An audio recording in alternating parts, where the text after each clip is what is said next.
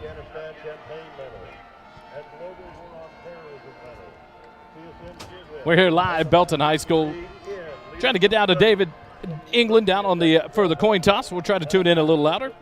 Administration with a major in finance from the University of Texas in Austin. CSM Sherwood is married to 3-year active duty service veteran Robert Sherwood, and together they have 2 children. And Kelly, the screen is off. We've got to. All right. Egan. Ladies and gentlemen, our.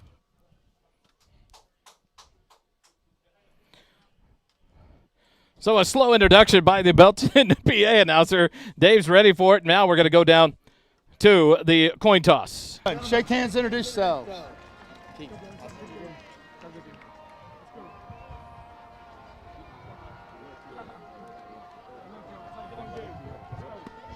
Sergeant Major, if you will flip. One side of this coin is red, one side of this coin is blue. Quite fitting for tonight.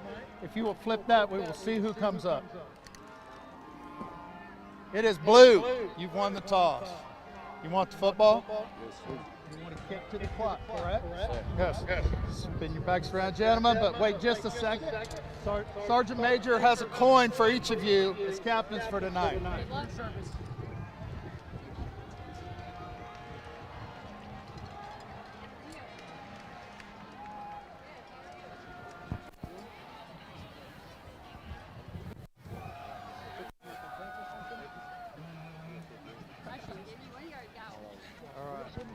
Yeah, Georgetown has received the toss, has won the toss and elected to receive the ball, so they'll be on offense. And we had a military personnel do an honorary coin toss and gave each of the players out there on the field a challenge coin. Pretty special coin toss. Sounded great through here. We hope it sounded good at home. I tell you what, right now, to tell you guys, it has been crazy here in Belton, Texas. There are 5 of us sitting in about a 6x6 room with no AC. And I think the 6x6 is being generous. And so bear with us tonight. We will give you the best we can, given that we are all sitting here in a scrunched room. But Doppler Dave down there on the sideline for the coin toss sounded great. And your Georgetown Eagles will open up with the ball here tonight. Georgetown comes into the ballgame 1-0 on the season. A big win last week, 54-14 over the Victoria East Titans. And the Belton Tigers, Kelly, I think a surprise to a lot of us, come in 0-1. They lost 12-0 to the Hendrickson Hawks here at Belton High School last week. So they're going to be in that mindset to right the ship, and Georgetown in the mindset to go to 2-0. Yeah, Belton lost a tough game. Wasn't able to put any points on the board against Hendrickson last week. So it's going to be really interesting to see if that was just them trying to get their feet underneath them or if they're going to struggle on offense. Of course, I think almost everybody knows that Georgetown put a lot of points on the board last week. So this is going to be an interesting test tonight for the Eagles. Back deep for Georgetown, number 7, Xavier Warren, number 3, Luke Colley, as they will drop back to receive the opening kickoff for your Georgetown Eagles. Let our folks know that are watching on YouTube, we will not have a game clock tonight, so apologies, but it is what it is. Kick to the far side is out of bounds, so it'll be an automatic penalty there on the kickoff by the Tigers. That'll put Georgetown in great field position, Kelly, to open up their first possession. Step up. We had the first penalty last week on the first play, so Belton's got it now. So Georgetown will start. Georgetown in the all icy whites tonight, white pants with EFND on the sides. White uniform tops with the blue numbers, white helmets with G-Town and script lettering in blue with the blue stripes on the helmets. The Belton Tigers in the red pants with black jerseys and grayish numerals on the front, and back with the red helmets with the white B.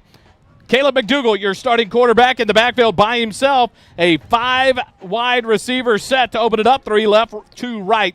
Here on the right side. Snap back to McDougal in the shotgun. Quick out to Jet Walker, and he's hit immediately and stacked up. The whistle blows, and it'll be a no gain there. So it'll be 2nd and 10 from the 30 for Georgetown. Good coverage there by the Belton Tigers, and a 2nd and 10 now for Georgetown. Somebody's been watching film. They knew that play was going to come, and I think that's just trying to loosen up, get those linebackers out, and not let them get comfortable in the middle. Try to run the ball. So splitting wide left, Davin Sedgwick. Splitting wide right, Caleb Reyna and Xavier Warren. Mylock, the tight end, off the right side. In the backfield to the left of McDougal is Jet Walker. Now it'll send Reyna in motion. Handed off, Jet Walker. He gets hit in the backfield, breaks the tackle, strings it out to the left side, pulls a tackler with him up past the 30, up past the 35, 40, and he almost broke it. He gets pushed out of bounds right at the first down marker, and it looks like it's going to be another Graham & Sons Cattle Company first down. That's a borrow for Morrow first down, not a Graham & Sons red zone. Yeah. Wally, I had a chance to talk with Coach Griffin before the game. He said every offensive possession is going to be very, very important because Belton is going to move the ball very slow. So a key here, 2 receivers left, 2 right, hand it to Jet Walker, right side, breaks a tackle, up 45, runs over 2 tacklers, and now finally gang tackled by the Tigers up at the 49. That'll bring up a short 2nd and 1 now for Georgetown as they are just shy of midfield. And so in your background, if you're not getting enough, the band will warm up for us. So we're going to tone that down a little bit. They seem to be right in our microphone. So we'll quiet them down a little bit. 1 receiver left, 2 right. Mylock, the tight end, off to the left side of the line, middle of the field. Now Walker jets out to the left, swing pass out to the right. Sedgwick makes the catch, breaks the tackle, and now he's wide open. 40, 30, 20, 15, 10, touchdown, Georgetown. So a missed tackle there, and a great job by Davin Sedgwick to break that one tackle in the initial contact, Kelly, and he takes it to the house. Georgetown strikes first, a 51-yard touchdown pass from Caleb McDougal to Davin Sedgwick. Well, you saw that play action. Half of the defense started over to where Jet was, so they were very well aware of where he is, and that can come in just as handy as you saw on that play as a long run. A different swinging gate here. Now McDougal in the backfield. Walker to his right side. Snap back. Handed off. Walker strings it out to the left. Being strung out way back. 2 stiff arms to the ground. Runs over a third. Unable to get back towards the end zone, but he made a few defenders pay the price for it. And so the 2-point conversion is no good. Georgetown leads it 6-0 on the first possession of the ballgame, taking it on a 51-yard touchdown pass to Davin Sedgwick. 10:33 left, first quarter. We'll take a quick timeout. Georgetown Eagle football back in just a moment. Every first quarter this season is brought to you by Nathaniel Funk, your Leander, Georgetown, Edward Jones financial advisor at 1640 Highland Falls Drive, Suite 801, Leander, Texas 78641. Learn how he can help you with your financial goals. Visit edwardjones.com/Nathaniel Funk for more.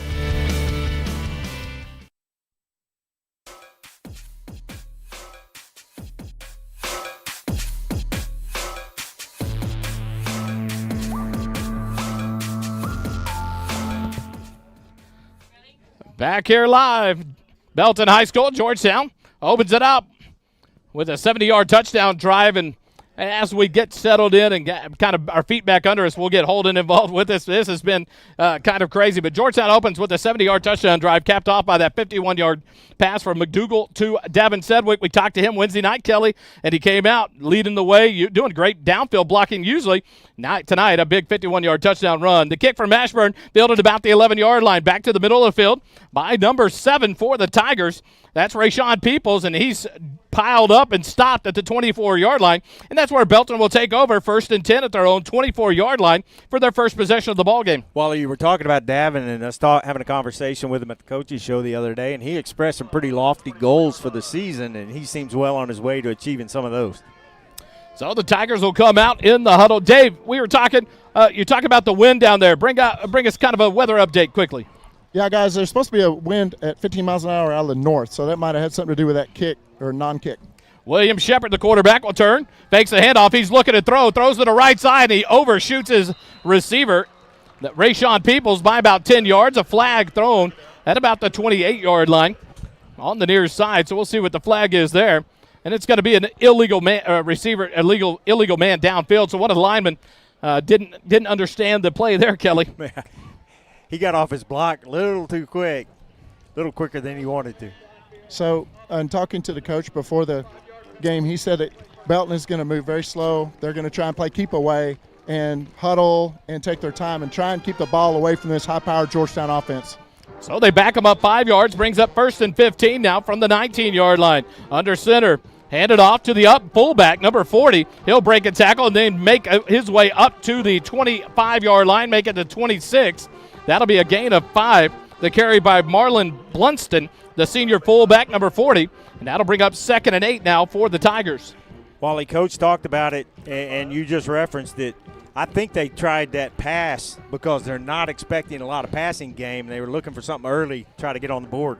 This isn't the extreme Liberty Hill run game, but it is going to be a lot of running. Handoff and stopped immediately. What a tackle there by number 99. There's old Luke Butch stepping up to make the stop, and it's back behind the 25 to the 24-yard line. So that's going to back him up to the original line of scrimmage and bring up a 3rd and 10. Nice play by the senior Luke Butch. Nice job there by the defense, and we saw that defense playing really, really fast, hitting really, really hard, and looks like it's going to continue tonight. Keep that momentum going. Belton in the huddle. They'll break it now. Under center. Quarterback takes a snap. He's rolling left. He's being pressured. Throws it to the sideline. Peoples makes the catch. Number 7, Rayshawn Peoples with the catch, but it's way short of a first down. Marked out of bounds right at the 30-yard line, so that'll bring up 4th and 4 and force a Belton Tiger punt on their first possession of the ball game. So, Dave, you talked about it and how important it comes back. Georgetown scores on their first possession, and then the defense gets a stop, an opportunity to kind of stack some points and force Belton to change that game plan. Yeah, that's very important. That's great defensive stand by our Eagles. Shepard back to punt for the Tigers. Gets it away, right side of the field. And it hits off one of the defenders about the 35-yard line, 38-yard line. That's where they toss the beanbag, and that's where Georgetown will take over. 1st and 10 at their own 38-yard line. With 8 minutes, 37 seconds left in the quarter, Georgetown will come out. And I'm going to apologize. This is maybe one of the worst setups we've ever had to make. You only have one clock, and it's at the left end of the field where it's hard to see for us. So we will do as best we can. I do apologize. It is crazy tonight. Yeah. We need to turn that camera around, show folks what we're dealing with in here. McDougal in the shotgun, 2 receivers right, 1 left. Now Warren in motion. Shotgun snap back to McDougal. He'll hand it off. Jet Walker left side, out to the outside, gets out past the 45, 50, into Belton Tiger territory. And that'll be enough for another borrow from Morrow first down. Nice job there, nice run. Boy, you see the determination, how big and strong Jet Walker is. If you meet him in person, you can't help but be impressed by his size and athleticism. 1st and 10 for Georgetown on the 49 side of the Tigers. Fake the handoff now. Swing pass out to Warren. He gets a block from Sedgwick. Breaks the tackle up to the 45-yard line. It'll be a gain of 4 and bring up 2nd and 6. The first grab of the night for Xavier Warren. We remember that first grab of the night last week for Xavier Warren. He took it to the house on a 3rd and 21 to open up the scoring for Georgetown. Second possession, we've already seen them just moving this ball all over the field, sideline to sideline. That's going to keep that Belton defense on their toes unless they can start to contain what Georgetown's trying to do offensively. 3 receivers right, 1 left. Walker offset to the right side or the left side of McDougal. Near side hash mark. Now Xavier Warren in motion left. Man jumps, no flag comes in. It does there. Now a little swing pass out in the flat by McDougal. Overshoots Xavier Warren on the incomplete pass. That'll still be a 5-yard penalty on offsides on the defense. So a big penalty there will give the Georgetown Eagles a short 2nd down now. After that 5-yard penalty is assessed, it'll bring up 2nd and 1 from the 40. And so an opportunity for this drive to continue going for Georgetown. Belton jumping on some of the snap counts by McDougal, so doing a little bit different. Now Elijah Callaghan in the backfield as Jet Walker splits out wide right with Xavier Warren. Davin Sedgwick, the lone receiver, left. 2nd and 1 from the 40 of the Tigers. Near side hash mark, McDougal in the shotgun. Callaghan to his right side. A clap of the hand, snap back, hand it. Callaghan left side, cuts it back at the 40, up past the 35. Another borrow for Morrow first down for the Eagles up to the 38-yard line of the Tigers. Nice job, nice run there, and you see some of the diversity in the running game that they're able to do with these 3 running backs that they have that can all tote the rock very well in different ways. So it's a 1st and 10 for the Eagles on the borrow for Morrow first down for the 33-yard line of the Tigers. Snap back to McDougal. He's looking left, throws it out in the flat into the hands of Regan Tarosian. He breaks the tackle and gets up past the 25-yard line. Down to about, it looks like the 23-yard line. Nice gain on first down. 7:15 left here in the first quarter to bring up a short 2nd and 1. Maybe a short 2nd and 2 now for the Eagles. Walker in the backfield directly behind McDougal. Receivers double stacked on both sides. Snap back, hand it to Walker. Right up the middle, right side. Cuts back. And a good tackle there for the Tigers. Number 11. The Graham & Sons Cattle Company red zone. Snap back to McDougal quickly. Fake the handoff. Swing pass out to Sedgwick. And right through his hands. Incomplete. Sedgwick would love to have that back. But it'll bring up a 2nd and 10 for the Eagles with 6:45 left here first quarter. This offensive line is so big and athletic, and they're just controlling the point of attack right now. McDougal's going to have time, if this keeps up, to set his feet and make good throws, and that was just a drop. One receiver left, 2 right. Walker offset to the left of McDougal. Middle of the field. 2nd and 1 inside the 1. Snap directly to Walker, the right side, inside the 10, 5, and he'll be chopped down about the 3-yard line. So a little bit of a direct snap right to Jet Walker. McDougal right beside him, and he takes it all the way. 1st and goal for the Eagles. And to see where they spot it, looks like at the 3-yard line of Belton. And it'll be 1st and goal for Georgetown. 6:31, the clock continues to run here for the Eagles. First quarter leading at 6-0. Running game like this, you know it's coming, and you can't do anything about it. One receiver left, 1 right. Walker to the left of McDougal. Near side hash mark. Easy for me to say. Hand off to Jet Walker. He's dropped immediately. No gain. 2nd and goal. Xavier Warren went in motion to the left. Thought it might be a speed run there by Warren, but unable to make any gain there is Jet Walker to bring up 2nd and goal. 33 and 11 on the tackle. Number 33, Javid Plans. And number 11, Keegan Sherwood. We've heard that name. Doing a great job on the tackle on the defense for the Tigers. 2nd and goal from the 3. Warren in motion. Now the jet sweep. Warren has a block from Jet Walker, and he slips into the corner of the end zone on the far side. Touchdown, Georgetown. What a beautifully drawn play. Very, very nice. Belton's just flat-footed right now. And now you faked that one the last play, Kelly. Yep. Warren didn't get it. Walker went forward. This time Xavier Warren gets it and takes it to the outside. 5:41 left here in the first quarter. Georgetown leads at 12-0, and now Christopher Mashburn, the field goal kicker for your Georgetown Eagles, will line up for the extra point. Brought to you by G-Town Lumber and Supply. McDougal to hold. Snap is back. Bad snap, but McDougal does a good job of getting it down. But Mashburn had to alter that timing. Puts it off the left goalpost. No good. And so Georgetown leads it 12-0 with 5:41 left here in the first quarter. Georgetown Eagle football brought to you by our many sponsors. Let's take a break. Listen to them. We'll bring it back. Eagle football continues in a moment. Our first down sponsor this season is Borrow from Morrow. Borrow from Morrow. Our team is dedicated to providing the best mortgage experience possible. We do that by offering easy-to-use mortgage tools, including our handy mobile app, competitive rates, and assistance from an experienced loan officer. Our loan officers understand the local markets, have access to a wide variety of loan programs, and are ready to guide you through the process. Your family, your future, our focus. For your mortgage needs, remember, Matt Morrow, Borrow from Morrow. For more information, visit borrowfrommorrow.com. NMLS 464148.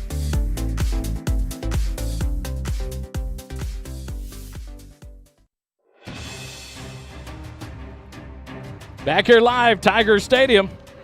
Georgetown getting set to kick it off as Mashburn ready to go. He'll tee it up at the 40-yard line and boot it away right down the middle. Tigers will field it at the 15, come left side toward the middle of the field, up past the 20, 25, 30, 35-yard line. A nice return for Belton on that one. The carry by number 5, Gavin Ross, the sophomore wide receiver, as he returns it all the way up to the 38-yard line. It'll be 1st and 10 for the Tigers at the 38. I think I'm hallucinating because I felt a cool little breeze or something. 1st and 10 for the Tigers. They're in the backfield in the huddle. One receiver left, one right. The quarterback, William Shepard, up under center. Takes the snap, turns, hands it off, right side, immediately hitting the backfield, spins, reverse field, and stacked up in the backfield. And a great job, Seth Warren gets into the backfield to make a big tackle on number 10. Let's see who the ball carrier was. I lost at number 21, Benjamin Thompson on the carry, the sophomore. But Seth Warren did a great job of closing in there after the other defensive player made him reverse field. Seth closed him down and took him down. And Seth did great penetration by Luke Butch to get in the backfield and disrupt that play. Seth did a good job of waiting for the jukes to happen before he made his move. He was very patient in getting to that tackle, and when he made his juke, that's when he attacked him. Great tackle. Back to the 34, 2nd and long for the Tigers. Man in motion left. Shepard up under center. He'll turn around. Hands it off again to Thompson to the right side. Tries to cut back, and he's chopped down just past the 35-yard line to about the 36-yard line. And that'll bring up a 3rd and long. 3rd and about 12 now for the Tigers. And a big stop by the defense.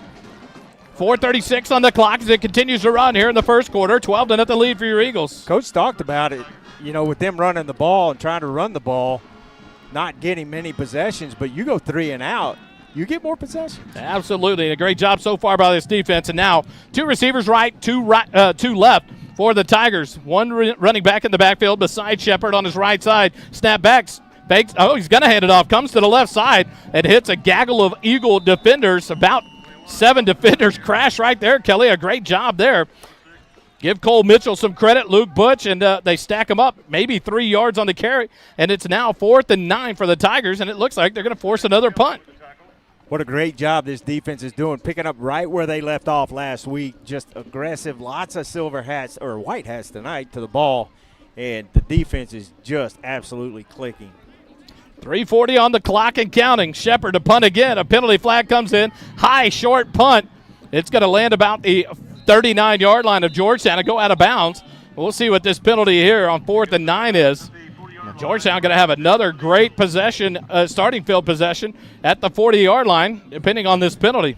I think Georgetown got jumped. It'll be declined. Yeah, a 5-yard penalty wouldn't move the sticks. It'd still be 4th and 4, so probably just take the result of the punt. Don't risk it getting blocked.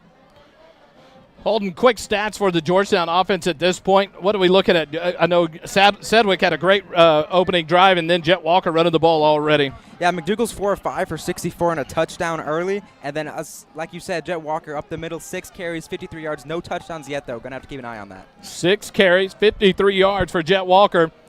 The penalty is declined, so Georgetown, it's accepted at the end of the play. So now Georgetown even has a better starting field position. 1st and 10 at their own 45.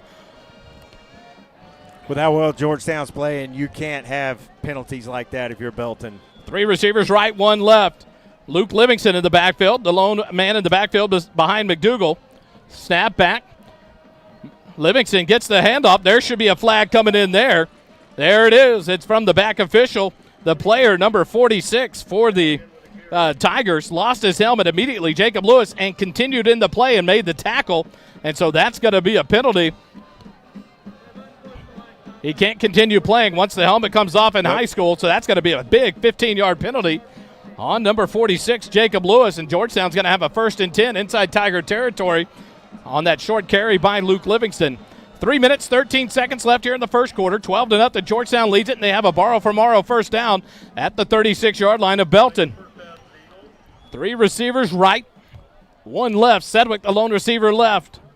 Elijah Callaghan in the backfield, offset to the right of McDougal now. Snap back to McDougal, handed off. Callaghan right up the middle, and he's hit immediately and dropped for about a 4-yard loss. They're going to spot him about the 37, make it the 39-yard line. So that's going to back it up about 4 yards, make it 2nd and 14 for the Eagles. 2:44 left here in the first quarter as the clock continues to run. 3 receivers right, 1 left. Callaghan in the backfield to the right of McDougal. Shotgun formation, middle of the field. Snap back to McDougal. Handed off to a Callaghan. Cuts back up the middle, inside the 35, almost down to the 30-yard line. They're going to spot him right on the 30, and that'll bring up a manageable 3rd down. Nice run there by Callaghan. That's how you get that penalty yardage back.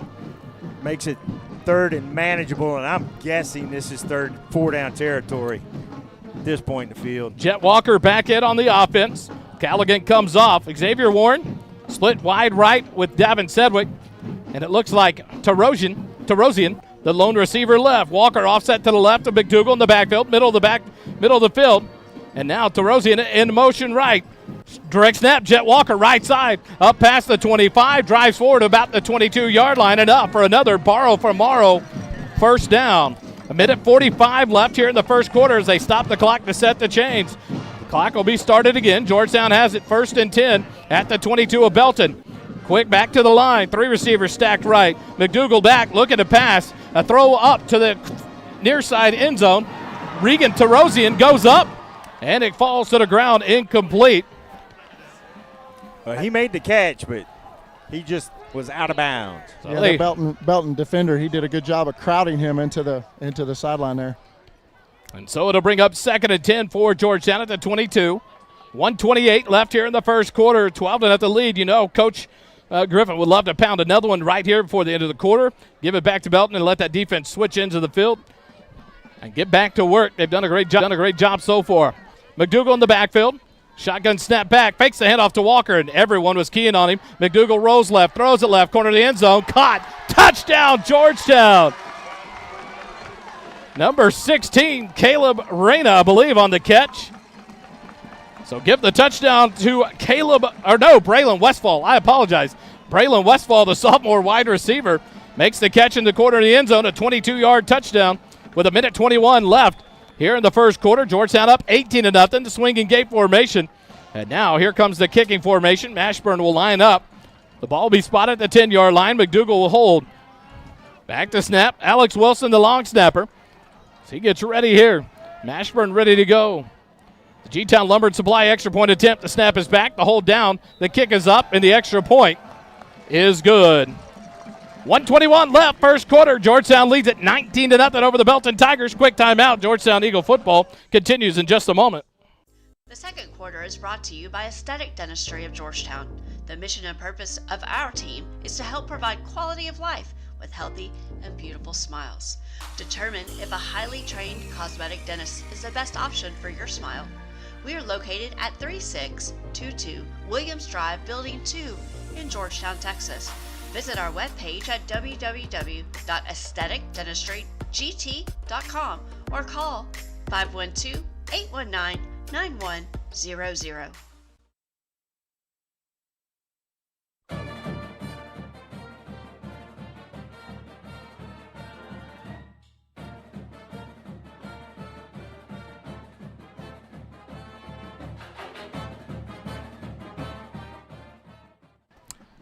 Back here, Belton ISD at the Tiger Stadium tonight. When the Lake Belton Broncos play, it's Broncos Stadium. But nonetheless, it is 19-0. Georgetown leads it with 1:21 left here in the first quarter. Mashburn back to kick. Westfall lines up on the opposite side for a possible onside. And now Mashburn will boot it. A low line driver. It'll be fielded inside the 10 by the Tigers. Brought out to about the 15, 20, 25, and taken down at about the, see where they spotted across the way. It looks about the 26-yard line. Number 7, Rayshawn Peoples on the return. Number 17 on the tackle. That is Reagan Riney, the senior DB.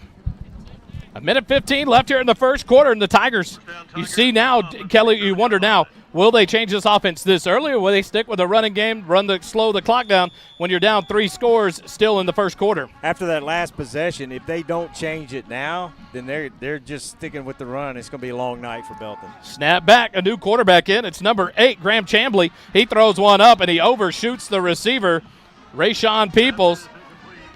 Number 5, Jaheim Dowd on the coverage. And so I guess that answers that question, is instead of William Shepard at quarterback, it was number 8, Graham Chambly, the backup, the sophomore as well. And the first down pass is incomplete. 2nd and 10 now for the Tigers with 1:09. If I'm Belton, I want to loosen up this defense. I would try some little short and intermediate passes, kind of an extension of the run game. But the passes they've tried have been down the field with no success. Belton will break the huddle with 2 receivers, right, none left. 2 men in the backfield. The fullback shifts to the right, turn around, pitch it right. Number 21, Benjamin Thompson, goes to the right side, strung out wide and taken down for a loss all the way back. Looks to about the 23-yard line, and that'll bring up another long third down for the Belton Tigers. 52 seconds left, and the clock continues to run. Dave?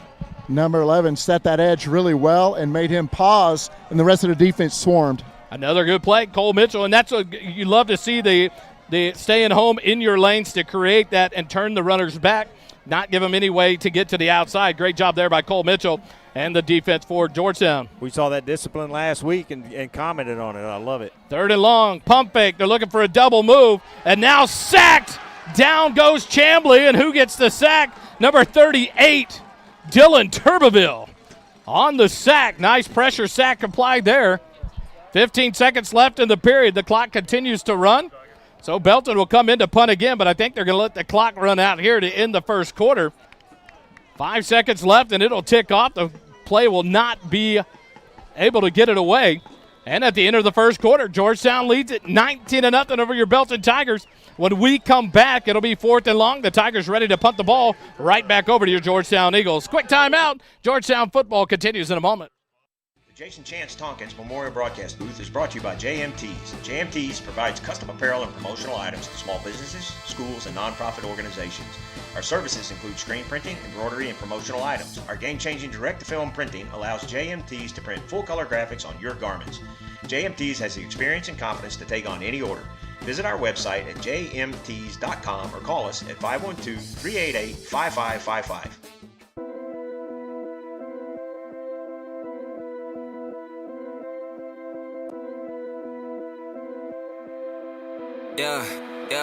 Yeah.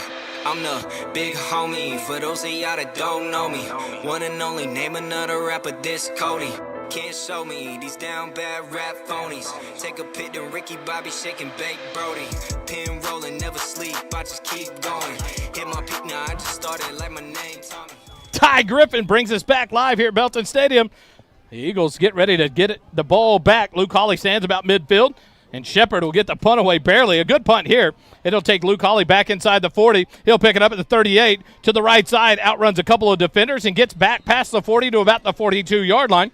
And that's where Georgetown will take over 1st and 10 at their own 42-yard line with a 19-point lead here in quarter number 2. Hopefully Ty's listening. Super talented young man. We've got some more songs that we'll bring up to you throughout the year on music, bringing it back to the older son of Coach Chuck Griffin. Ty did us a huge favor when we got to meet him this summer at Tucker's wedding, and so love to bring it and highlight some of the music. Love listening to Ty's music. The Eagles have it 1st and 10, far side hash mark at the 42-yard line. One receiver right, one left. Walker in the backfield. Quick pass out from McDougal. Sedgwick makes it at the 49. Beats his man to the 40, 35-30, and it's a foot race. Well, it's not much of a race. Touchdown, Georgetown! Davin Sedgwick on one play takes it to the house. 20 seconds off the clock in the quarter, and Georgetown 25-0.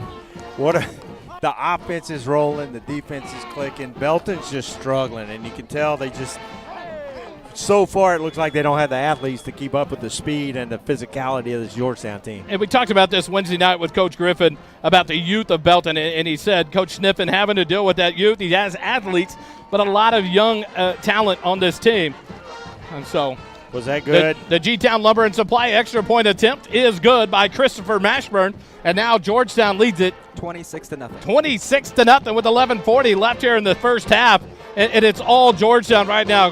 Dave, other than the band we can hear well in our ear, what's the look in the crowd right now? How's the feeling in the crowd? Oh, when he broke loose, you could hear our side just erupt. And these players over here are having a ball right now. They're having fun. Holding Davin Sedgwick a couple of touches and a couple of tuds. What do you got? 2 catches, a century, and 9 and 2 touchdowns for Davin Sedgwick early in this game. And they're making it very easy for the quarterback to play, which is what you want with an inexperienced young guy quarterback. Just let him make a play outside, get an easy completion, and have the receiver take it to the house. Can't get much better. You saw the speed that we talk about between Xavier Warren and Davin Sedgwick right there. He just outran the defender, number 6, Caleb Heathcock, the junior defensive back. Never got a hand on Davin and took it to the house for the touchdown. One play drive, you got to love those. And now Christopher Mashburn back to kick it away. A Syntex shirt and embroidery kickoff. And Mashburn will boot it away, far side, fielded at about the 19-yard line by the Tigers. Cuts back up the far sideline and then hit and dropped about the 31-yard line where the Tigers will take over 1st and 10 at their own 31-yard line. The return there by number 2, Achilles Palomares. Wow. Easy for you to say. All right. Common spelling. So the Eagle defense back on the field for their 4th time of the ball game. So far, they've done a great job of limiting any kind of yards for this Belton Tiger offense. What do the Tigers do now? They come back in the huddle. They've got one receiver left, none right. A fullback and a tailback in I formation. Man in motion to the right side. Turn. Chambly hands it off to the fullback to the right side. Up past the 35. Hit. Luke Hawley's going to hold on, and there he gets the reinforcements to come and finish it up to about the 37-yard line. A nice gain on 1st down by number 40, Marlon Blunston. And that's Luke Hawley with the Go ahead, Dave. Luke Hawley with the good old hit stick and pull his leg off. And that's the most important thing for an offense that is struggling, getting positive plays on first down, not getting behind the sticks like they've been consistently, and now they have more of the playbook open for them, whatever they want to do. You expect with the speed that Georgetown has, they would try more in the middle and the teeth of that defense because the edges have been nothing. Pass out to the left side. Catch made outside the 40. Going to pick up a first down is number 21, Benjamin Thompson, on the little swing pass out to the left flat from Chamblee, the quarterback. And that's a first down for the Belton Tigers up to the 42-yard line. So like you were saying, Holden, though, very key. And, Kelly, we talk about that. Positive yards on first and second down for the Tigers. Now, how do you stop that? Don't let them get that momentum and continue to force them to do things outside of what they want to do. One receiver right, one left, I formation, turn, hand it to the tailback. Thompson to the left side, dances to the left, now hit and stuck at the 45-yard line. A gain of 3 brings up 2nd and 7. Nice job there, and this is more what you expect Belton to do. Towards the middle, maybe test the edges a little bit, but whenever they try to go outside, there's just too much speed out there to get to those edges, and now they're having some success. 10 minutes left here in the first half. It'll be 2nd and 7 now for the Tigers. Fullback, number 40, Blunston, comes out. And now you have 2 receivers right, 1 left for the Tigers. Thompson, the lone running back. Chamblee under center, turns, hands it off. Thompson right up the middle, and he's going to get into Georgetown territory, up past the 45, and then thrown back. He'll get forward, his forward momentum carries him to the 43-yard line to Georgetown. And another Belton Tiger first down. Good patient run. The offensive line made their blocks, sustained their blocks long enough for him to find the opening and go. And that's what Belton's going to have to do to try to get back in this game. And they're going to need some turnovers if they can't get the passing game going a little bit. And a nice run there by the sophomore Benjamin Thompson for another first down for the Tigers. Into Georgetown territory at the 43-yard line. 1 receiver right, 1 left. Turn, fake the handoff. Now Chamblee looking across the middle. The ball's thrown behind the receiver, but he had the defender shielded on the play. Cooper Werchen on the coverage, but the reception good to Gavin Ross for another first down. Cooper wasn't able to use that sideline, keep his body between the receiver and the hash marks like you want to do out there on the edges like that and force him, not allow him to go into the middle. 8:45 left here in the first half. Chamblee back under center. Blunston in motion left, turn, hand it to Thompson. He heads to the left side of the line, takes it outside, but he's bottled up there. Moves forward for about a yard. And that'll have him just inside the 25 down to, they're going to give him to the 23. A gain of 2 will bring up 2nd and 8, but now a player down for the Belton Tigers. Looks to be number 74, Jackson Simmons, the left tackle. And they're going to talk to him on the field.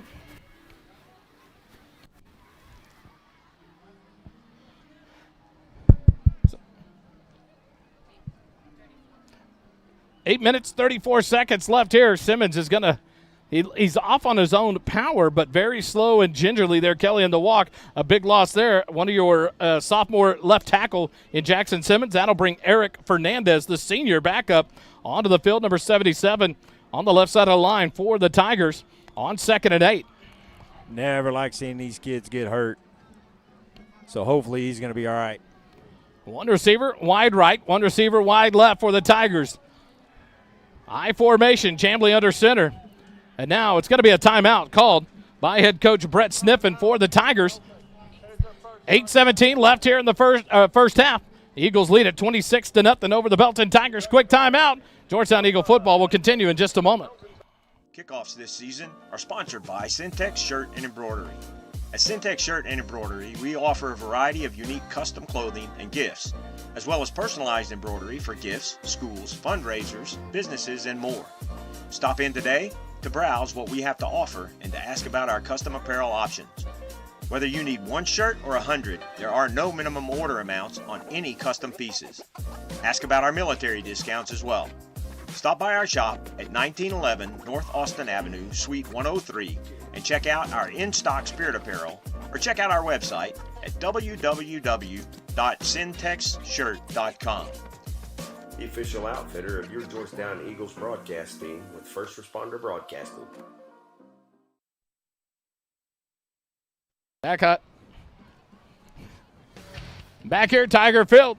The Tigers have it 2nd and 8 out of their timeout. Chambly back, hands it to Blunston, the fullback, right up the middle, and he gets dropped. And a nice tackle there by Seth Warren coming up from the linebacker position to yank the legs out from under Blunston. Just a gain of about a yard. Brings up 3rd and 7 now for the Belton Tigers. 8 minutes left in the first half. And Belton trying to make something happen here before the end of the half with a 3rd and 7 at the Georgetown 22. You know the defense wants to make a stand here and keep them off the scoreboard, try to keep that shutout intact. They'll break the huddle. One receiver right, one left.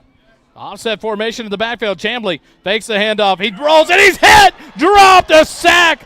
There he is, Chance Kelly. He's hungry for more. We talked to him on Wednesday night.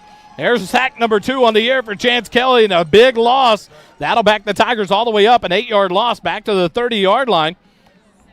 7:20 left here in the first quarter, and they're going to go for it. Kelly trailing 26-0 here in the first half. You don't really have a lot of choices because the limited possessions have been on Belton's side, or at least the limited snaps have been on Belton's side.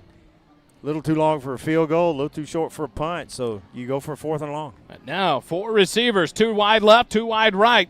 Running back offset to Chambly's right. Shotgun snap back. Chambly drops, throws right. Across the middle, picked up. Jaheim Dowd has it. He's coming down the near side. 30, 35, 40, 45, 50. Gets a block. 50, cuts back at the 40, 35 into Tiger territory. And the turnovers go the way of the Eagles. Jaheim Dowd with the INT works up the sideline with the football. 6:45 left first half, and that's how you snuff out the scoring for the Tigers. And now this offense a chance to widen this lead before the half. He threw that into the crowd. It looked like Jaheim Dowd was the only person anywhere near that ball. Chambly got pressured from the backside, and you're right, Dave. He kind of threw it up across the middle, and it was well over the head of his receiver, and Jaheim Dowd read that one well, brought it to the near side, another speedy player for the Georgetown Eagles, and a 1st and 10 at the 34-yard line of Belton. 1 receiver right, 2 left. Callaghan in the backfield. Terosian in motion, handed to Callaghan, cuts right back up the middle, 30, 25, and he'll be taken down for a Burrow for Morrow first down at about the 21-yard line. Nice big run there by Elijah Callaghan, and quickly back to the line. 6:35 left, first half. Eagles have it 1st and 10. 2 receivers right, 1 left. Snap back, Callaghan gets it, comes left side. He's hit immediately and taken down. No gain there. Bring up 2nd and 10. Nice play by the defense for the Tigers. Number 56, Hayden Holman on the tackle. Sounded like it. New can't center, see. number 76. Now at center for the Eagles is the backup center, Ryan Mishcott, the 5'11", 270-pound junior. McDougal in the shotgun, near side hash mark. Callaghan in the backfield, fake the handoff. McDougal rolls right. He's looking right towards the end zone. He's going to keep it, and then he'll slide down, but it's a loss of 2 yards there. As soon as he initiates that, they'll mark him just outside or inside the 24-yard line. That'll bring up a 3rd and long. 5:50 left first half, and the clock continues to run. Well, with the wind at our back, if they do have to get a field goal, we might have a good shot at that. Mashburn did knock through the 38-yard field goal attempt last week against Victoria East when he put it off the crossbar, Kelly, and got the home bounce. And maybe an opportunity for him here. 3rd and long for the Eagles, 3rd and 11. 3 receivers right, 1 receiver, lone left. Now Callaghan empties out of the backfield. McDougal looking to hang it up, throws across the middle, but shoots over the head of Sedgwick. Incomplete. 5 minutes, 20 seconds left, and it looks like the Eagles are going to try the field goal here at the end of the, I'd say the end of the first half, middle of the first half. Let me know what happens. It's hard to see out of this shrunken view out of our booth. Mashburn will line up. They're going to spot the ball right at the 30-yard line at the far side hash mark. Fake. McDougal to hold on the G-Town Lumber and Supply field goal attempt. Mashburn will line it up. It'll be a 40-yard field goal attempt for the Eagles. Snap is back. The field goal is up. And the field goal is good. Christopher Mashburn knocks through the 40-yard field goal, and Georgetown leads it 29-0 with 5:14 left in the first half. Quick timeout. Georgetown Eagle football continues in a moment. Hey Georgetown, there's a new place to eat breakfast, lunch, or dinner, and it's on the beautiful square in downtown. It's Goldberger Diner. When you walk into this 50s style diner, you're greeted with a smile, greeted like your family. Sit at the counter, a table, or a booth and get ready for an old-fashioned dining experience like no other in Georgetown. Enjoy tasty breakfast or come later for a burger, chicken fried steak, or even the Southern classic liver and onions. There's so much to choose from. Goldberger Diner is located at 109 West 7th Street in downtown.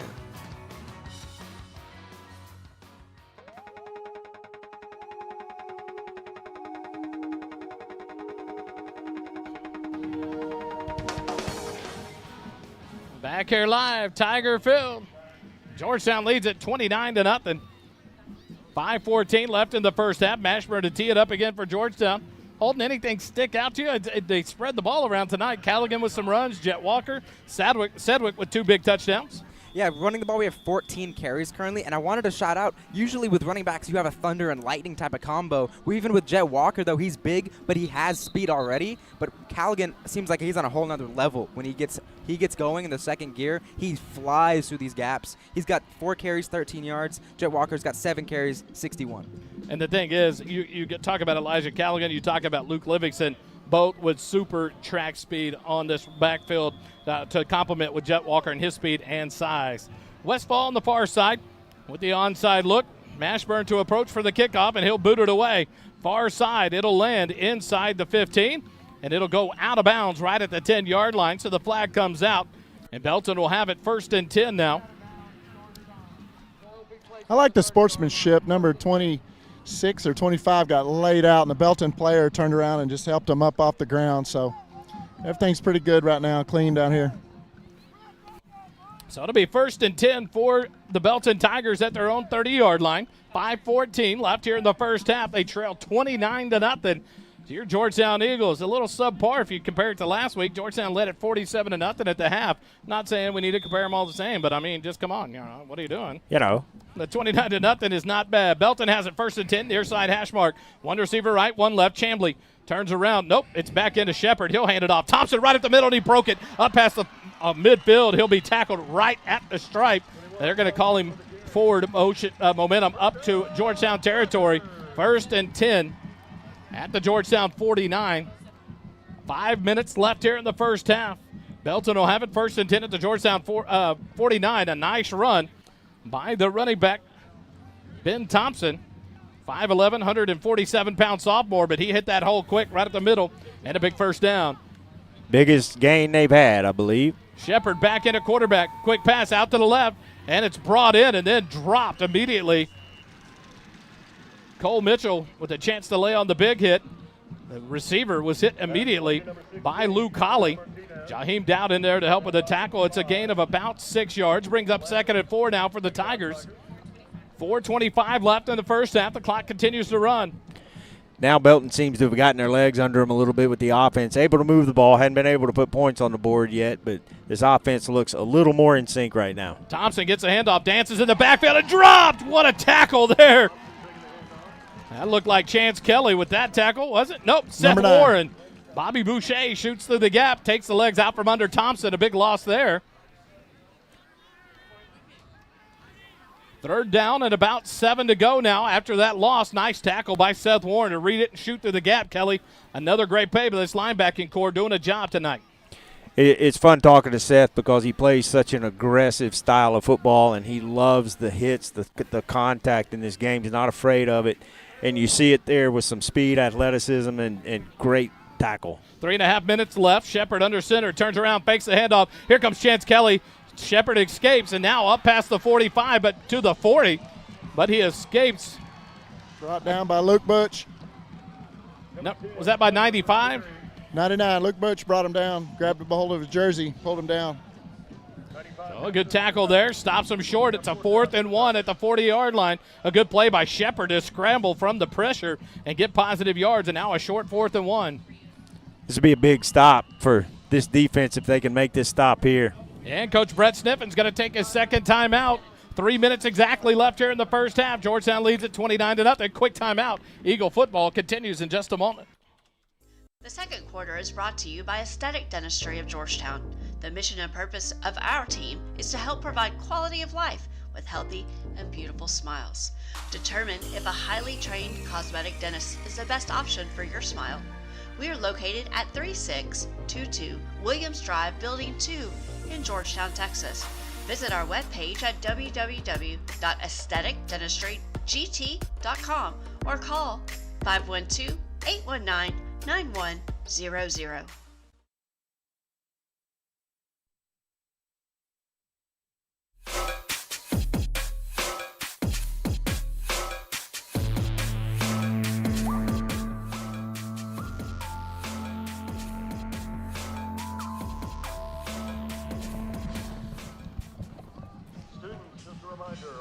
Back here live, Tiger Stadium. Georgetown leads it 29-0, but the Belton Tigers have it 4th and 1 at the Georgetown 40. 3:01 left when they get that timeout. Now Shepard under center with the I formation. False start by the fullback. You got some help on the coaching staff here for Georgetown, pointing it out to the line judge. But that was by the backup fullback, George Thorns, the senior. He lunged forward, so now a costly fourth. It was 4th and 1, Kelly. Now 4th and 6 for the Tigers, now at the 45 of Georgetown. Do they go for it again and give Georgetown a chance for a stop and another offensive possession? I think I'd punt this ball, try to pin them deep, see if you can get a stop. And there's nothing that infuriates a coaching staff more than a timeout, and you immediately get a pre-snap penalty to completely negate the situation you were just in. And it was a great call of a timeout. You get the play you want on a 4th and 1 hold, and you're exactly right. But then a false start by your backup fullback kills that, and now it's 4th and 6 from the 45. I formation, Shepard under center, drops back. He's looking left, hit immediately, the ball off a helmet. Oh, deflected. Oh, what a play. Jace Hester almost had the pick. It went off the helmet after Shepard was hit quickly in the backfield, but nonetheless, it's an incomplete pass. 1st and 10 for Georgetown at their own 45. 2:57 left here, so plenty of time, Kelly, for the Eagles to get a touchdown here, try to widen this up, take that momentum into the halftime. This has been one of the quickest halves of football. Kind of hope it keeps going at this pace. It's hot in here. Thankfully, next week we'll be back home in the friendly confines of Burkle backfield. Eagles, 2 receivers right, 1 left. Mylock, the tight end, split wide right. Running back offset to the right. McDougal fakes the handoff, swing it out, left flat. Sedgwick spins, base sideline, makes the man miss, hit from behind and taken down outside the 30 of the Tigers. Enough for a borrow for Morrow first down, but a big catch there by Davin Sedgwick. Well over 100 yards on the night, and it's a 1st and 10 at the 32 of the Belton Tigers. Nice tackle in pursuit out there to not let Davin score, but also good of Davin to hang on to that football with that tackle coming from behind him, not seeing the defender. About 2.5 minutes left here in the first half. Eagles have it. Now a tight bunch formation on the right side. Bring Westfall in motion, or Tarosian in motion. Hand it to Callaghan right up the middle, and he'll fall forward for about 3 yards. Kind of got up slowly there. It looked like someone landed on his back. Oh, that was on the center, Ryan Castilleja. But he's back up and ready to go. And it's going to be a 2nd and long now, 2nd and 8, 2nd and 7 for the Eagles. Kelly, you got to think at some point the defense is probably like, hey, guys, can y'all have a little bit more of a sustained drive so we can get a break? Yeah. They started having hands on the hips on that last possession, too. 3 receivers right, 1 left. Callaghan to the right of McDougal. Snap back, hand it to Callaghan. He cuts back right up the middle, breaks the tackle, pushes forward, drives the pile all the way for another borrow from Morrow first down at the 21-yard line. What a tough run. We talk about the speed, Holden, but then you look at the power there as he drives the pile. And that's just who wants it more. That's work in the weight room, the offseason, the stuff that the coaches don't see that maybe you're doing by yourself. That is pure drive and grit, and you love to see that, especially from your backup running back. So the Eagles have it 1st and 10 at the 21 of Belton. Minute and a half left. Callaghan offset to the left of McDougal. 1 receiver left, 1 right. McDougal in the shotgun, near side hash mark. Snap back, fake the handoff. He's looking right, going to throw it up towards the corner. Xavier Warren has it. Touchdown, Georgetown. The X-Man joins in the fun. He catches it with 1:15 left here in the first half. Touchdown, Georgetown. And they expand it to a 35-0 lead pending the extra point attempt by Mashburn. And, you know, Wally, the defender just didn't get a chance to turn around and see that ball coming. They just weren't paying attention to that one. It was a pretty easy pitch and catch. G-Town Lumber and Supply extra point attempt. McDougal to hold. Alex Wilson, the long snapper. He'll get ready to send it back. McDougal has it. The hold is down. The extra point is up. And the extra point is good. With 1:15 left in the first half, Holden. 36-0 Georgetown. So a little bit down from last week's numbers, but still a very impressive performance here at Belton on the road. Had some questions with a young quarterback. How will he respond? Not in his home stadium, but 9 of 12, 201 yards, 4 touchdowns. It's always a great day when you have more touchdowns than incompletions. While you look on that Belton sideline, they don't have a lot of players, not a huge roster, which means their depth is not really there. This defense could get absolutely worn down in that second half. So the Tigers will come out to receive the kickoff with 1:15 left here in the first half, and they trail it 36-0 to your Georgetown Eagles. With 1:15 left in the first half, Belton will get the ball to open up the second half. But I tell you what, this Georgetown, how much would they love to get a turnover here and try to punch another one in last minute? This defense playing well here tonight for Georgetown. The bend don't break, full in effect, Kelly. Yeah, it is, and the offense is just working their will. They've scored on every possession, had a couple of hiccups on the extra point attempts, but this offense is absolutely just clicking right now. Mashburn back, tees it up at the 40-yard line. He steps back now to send the kickoff away to the Tigers. Westfall on the far side. Prepared for the onside kick. They have to be prepared for either one. Mashburn approaches, and he'll boot it away. Long kick. It'll be fielded right at the 5-yard line by the Tigers. Up past the 10, 15, 20, right up the middle of the field, 25, and falls forward to about the 28-yard line. And here comes this Georgetown off defense one more time here in the first half with 1:09 remaining in the half. And pitching a shutout for the second game in a row to start the season at halftime. So they'd love to close this one out, get to the locker room, and come back out for another big half. Coach talked to us about it last season. He loves getting the ball first, and that's why he won the toss. And a lot of times you see teams defer to the second half, but Coach Griffin loves getting the ball first. We saw why tonight. Pitch right to Thompson. He cuts back up the middle, and he's taken down right about the 35-yard line. They're going to give him forward momentum all the way to the 37. It's where he came to a stop after being tackled, and it's going to be a yard short. 50 seconds remaining. Clock continues to run. 2nd and 1 from the Georgetown 37. Under center goes the quarterback. Shepard back under center. Pitch it left. Thompson cuts back right. Runs into his quarterback in the backfield and taken down for a loss. Back to the 35-yard line. A loss of 2. Brings up 3rd and 3 now. 30 seconds remaining. The clock continues to run. The near side's going to start at about the 31-yard line, so it's going to bring up a 3rd and a long 2. And Belton's got 2 timeouts. They've only got 1 left. Georgetown hasn't taken any. So now Shepard's going to call the huddle back. Clock continues to run. 12 seconds remaining. Now they break it quickly. Shepard under center. He's going to hand it off to the fullback, and he's hit. The ball's out right at the 45-yard line. And the Belton Tigers fall on it, but it's right at the half. We'll see who they give the possession to. The Tigers fell on it. The running back, number 36, George Thorns, had a nice carry, but he got popped and stood up at the 45, fumbles it, and the quarter comes to an end. 36-0. Georgetown leads it at the half over the Belton Tigers here at Tiger Stadium in Belton, Texas. You want me to get Coach Griff? Yeah, we'll go down to Dave and Coach Griff on the sidelines. All right, well, give me just a second. In just a minute. 36-0. You love the performance by the Eagles here early in the ball game. And Dave now joins Coach Griffin. You got to be happy with that offensive performance. Is there anything you've seen in your offense that they can't do? No, our guys just got to keep executing. That's what we're talking about, is just having a relentless effort, do your job, execute no matter the score, no matter what, just keep getting better. How about that defense? Man, the defense is great. I mean, they're giving up 2 first downs, I think, in this half, maybe 3. A tremendous job by our defense. They're doing a great job. Thank you, Coach.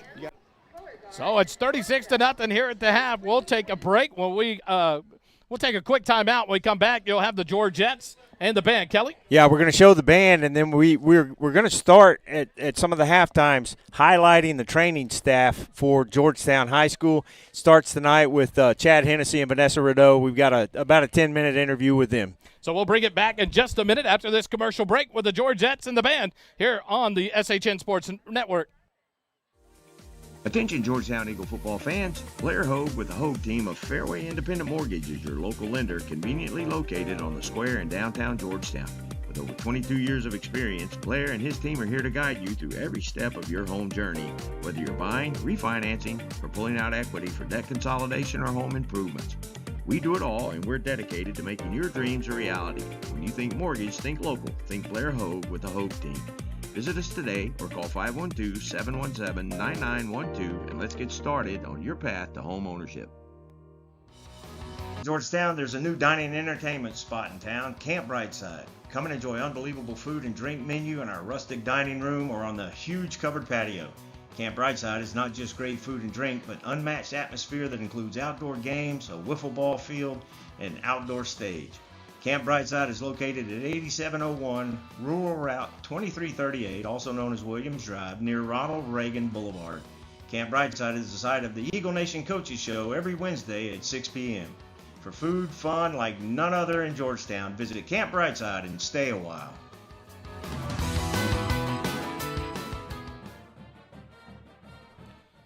And back live here at Tiger Stadium, we go to the crowd mic for the Georgettes and the Georgetown band. Enjoy the show. We'll be back here in a few minutes.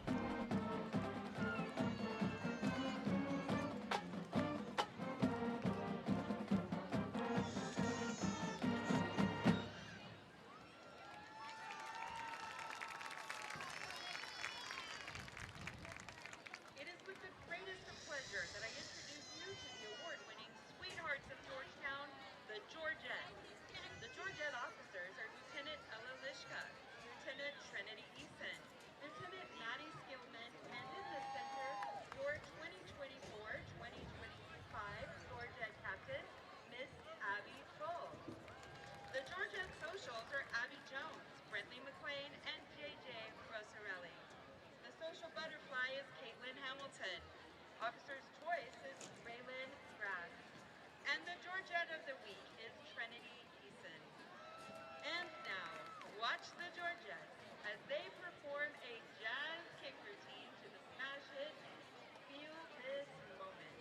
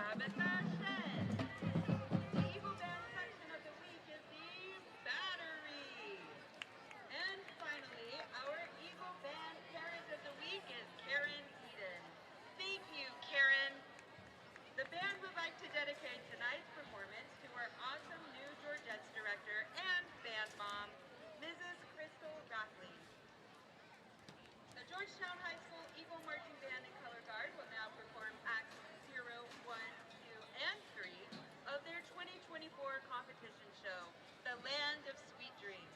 The Land of Sweet Dreams is an homage to the classic board game Candyland. You will see and hear sweet sights and sounds that will invoke images and feelings of the game. The Land of Sweet Dreams features the GHS Sax Quartet. Soprano saxophonist is Nathan Aker. Alto saxophonist is Izzy Vester. Tenor saxophonist is Callie Rader.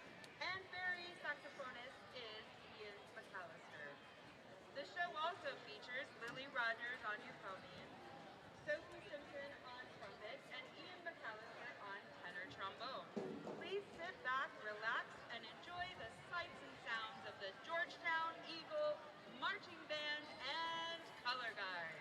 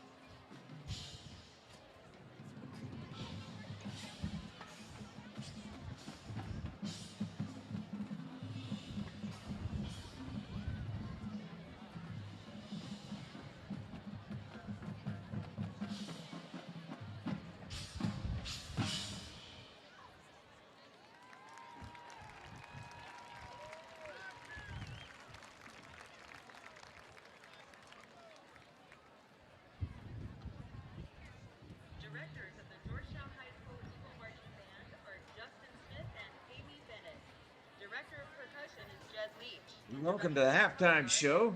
The athletic trainers for Georgetown High School, Chad Hennessy and Vanessa Rideau. Thank you guys for joining us. Yeah, thanks for having us. Thank you. So glad to have you guys on.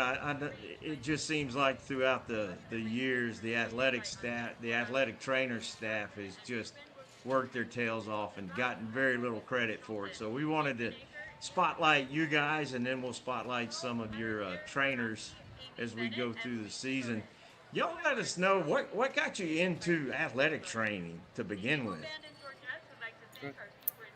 So I grew up in San Antonio. My dad was actually a high school basketball coach at Memorial High School in San Antonio for a very long time, since I was a baby, I think. And so I just remember I would be at the gym with him all the time, and I actually helped the athletic trainer there, and that's kind of how I came to find out about the profession. And then when I went to college, that's what I wanted to do. And I actually used to play sports, and I was that kid that was always hurt. And so I was in the training room a lot and in high school. And my high school athletic trainer kind of said, you ever thought about doing this? And I realized I wasn't going to make a scholarship in college. So I thought maybe this would be pretty cool. And, decided to do it in college, and then kind of just loved it ever since then, and moved on to our different levels of working in college, working in the pros, and now working here at the high school. So what are the greatest challenges for you guys? And Chad, we'll start with you on this one. What are the greatest challenges just getting ready for game day? A lot more goes into a game than what people realize. We start planning for the game yesterday. Actually, we start on Tuesday, planning for the game, packing trunks, getting all the coolers ready. We'll fill up everything before the game. We have to haul everything to the game. So, the biggest challenge with working football especially is the amount of time that goes into preparing for a game. Actually working the game is usually kind of the easier part, and, hopefully we have less injuries. So it's kind of the easier part. And then putting everything back up. The sidelines that we have set up are, I think, some of the best in any high school.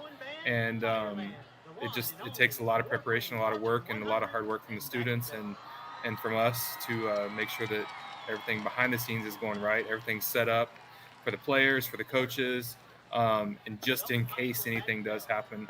And hopefully nothing does happen, and we prepared for just a fun game, and we move on. So, Vanessa, with you and the role that you serve with these high school kids that are the training staff, how do you assign who's going to do what? I see the kids up there, and if people drove behind the school before the game at a home game, they would see the training staff there long before the football team gets there and long after they leave. So talk about those assignments and what those kids have to do. As far as like how we assign them to sports, or like what exactly? Yeah, for that too. Some of them work multiple sports, right? Yeah, so all of our students work multiple sports, mostly. So all of them, all of them will work football, and then they'll actually go through a rotation or two at volleyball. And we kind of decided that a couple of years ago, because we kind of felt like when we had a student at volleyball and then we had the rest of the group at football, they just weren't able to kind of bond with each other. And so we've been doing it this way for a long time. And our volleyball coach has been great about, being okay with that and just having a student rotate. And a lot of it is just as we get to know their personalities, and we've been here long enough to where we know the personalities of the coaches and kind of the expectations with the teams. That's how we assign them to different sports. And then Chad actually does the scheduling for the students, like who works. We have morning practices, we have treatments, we have our sports medicine class, we have the athletic period, and then we have after school practices and games as well. So he's kind of taken on that role of assigning all of that and does a really great job with that and trying to keep everything balanced. Once we get out of football season, and even in football season, we have a lot of Saturdays, holidays, and things like that, and we try to keep it as balanced as possible for them. So you mentioned something that a lot of folks may not be aware of, the sports medicine class. What does that entail per se, and are all of the trainers in that class? Yes, so all the student trainers are in that class, and that is really something, I guess 4 years ago, we kind of got a sports medicine class where it wasn't linked into an athletic period, which is kind of nice because now we're actually able to just focus on the class. We kind of start off with CPR and first aid, we do taping, we do anatomy, evaluation, we go over all different types of sports injuries. What else? That's kind of we also environmental lately we have to illnesses. teach them about the sports. Yeah, teach them about the sports themselves. A lot of the students don't know how the sports function, so it's good to know, like when they're working a football game, when is a timeout? When do they go on the field for a timeout?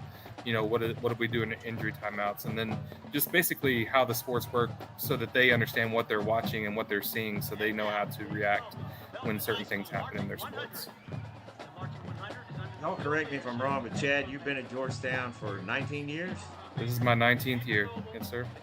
And Vanessa, you're 16? 16. Yep. All right, see, the research works out. Been together for a while. Yeah, I listened at the Meet the Eagles, so I remember Coach saying that. What are the biggest changes to this program that you guys have seen in your time at Georgetown? For me, I started out, we had different coworkers. So once Vanessa got here, she's helped me be a little more relaxed and helped me understand that there's another side of this than just being at work all the time. So that's been my biggest change, and being more empathetic to what goes on outside of here.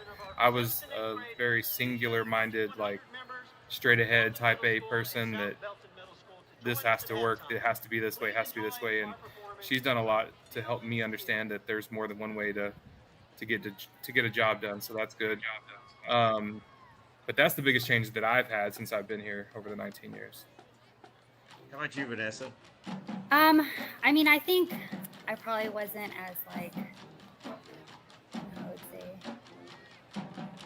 I still was very focused on my job and all of that and all the, I think some stuff has happened over the last couple of years or few years, my husband and my daughter. And so for myself too, I think I've learned to kind of be able to know as an athletic trainer. I think it's really important to know when, you still need to take a break and still do the family stuff. Because that's a huge part of athletic training. And it's not just, it's something that athletic trainers talk about a lot, is burnout and just missing family events and things like that, and coaches too, I'm sure. But I think that both of us have done a better job of being able to step away when we needed to. And I do think it makes me, a better athletic trainer, being able to step away, take care of what I need to take care of with my family or things like that, and then coming back to work, just knowing that I have that support system here at Georgetown and being able to take that time away when I need it. It just, when you're fresh and you're not burnt out, you're able to help the kids and the coaches a lot more, I think. We talk to especially the football coaches and their spouses.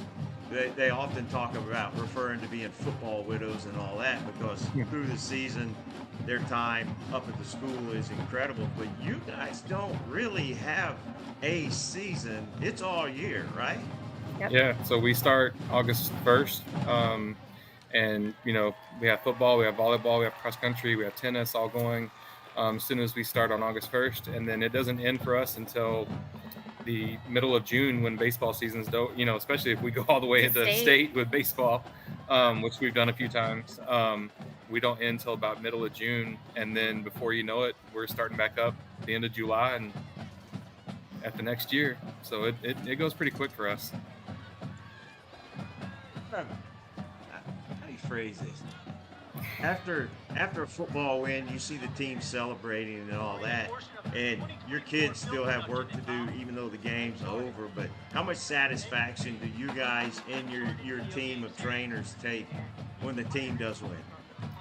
I'll say it makes cleanup a lot easier. It makes the training room life a lot easier. We I don't think people hurt as much.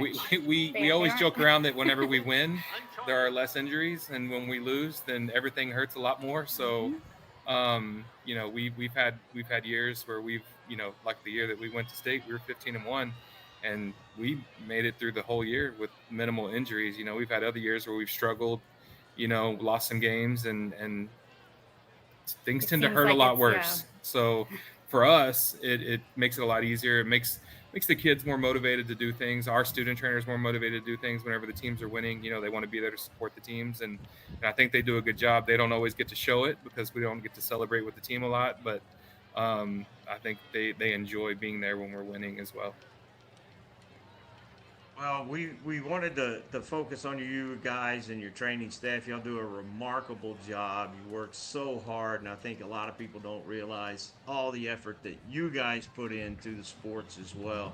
So as a thank you for the hard work that you guys do, we want to let folks know a little bit more about the training staff here at Georgetown High School. And like I said a little bit earlier, we're going to focus on some of your student trainers as we go through the season. So thank you guys for what you do to keep these players safe and healthy, and all the sacrifices that you make for these kids. We appreciate it. Thank you. We appreciate it. Thank you. Folks, that is Chad Hennessy and Vanessa Rideau, the athletic trainers at Georgetown High School, who do a phenomenal job of keeping these kids safe, and we thank them for that. The halftime show will continue. Stand by. More coming right after this. Attention Georgetown Eagle football fans. Blair Hogue with the Hogue team of Fairway Independent Mortgage is your local lender, conveniently located on the square in downtown Georgetown. With over 22 years of experience, Blair and his team are here to guide you through every step of your home journey. Whether you're buying, refinancing, or pulling out equity for debt consolidation or home improvements. We do it all, and we're dedicated to making your dreams a reality. When you think mortgage, think local. Think Blair Hogue with the Hogue team. Visit us today or call 512-717-9912 and let's get started on your path to home ownership. Struggling with addiction or know someone who is? There's light at the end of the tunnel, and it shines bright at the Oak Ridge Disciple House. As a 501c3 Christian ministry, they are dedicated to helping men aged 18 and older rebuild their lives free from the chains of drug and alcohol addiction. Be reminded, there's always hope, always a new beginning. Discover your fresh start with the Oak Ridge Disciple House. Proud supporters of Georgetown Eagle football, because just like the Eagles, the fight at Oak Ridge never dies. Find out more at oakridgedisciplehouse.com.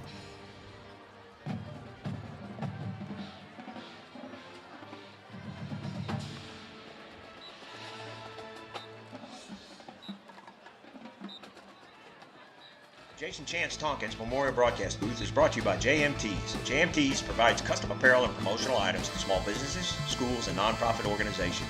Our services include screen printing, embroidery, and promotional items. Our game-changing direct-to-film printing allows JMTs to print full-color graphics on your garments. JMTs has the experience and confidence to take on any order. Visit our website at jmts.com or call us at 512-388-5555. Attention Georgetown Eagle football fans. Blair Hogue with the Hogue team of Fairway Independent Mortgage is your local lender, conveniently located on the square in downtown Georgetown.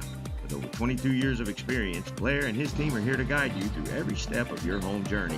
Whether you're buying, refinancing, or pulling out equity for debt consolidation or home improvements.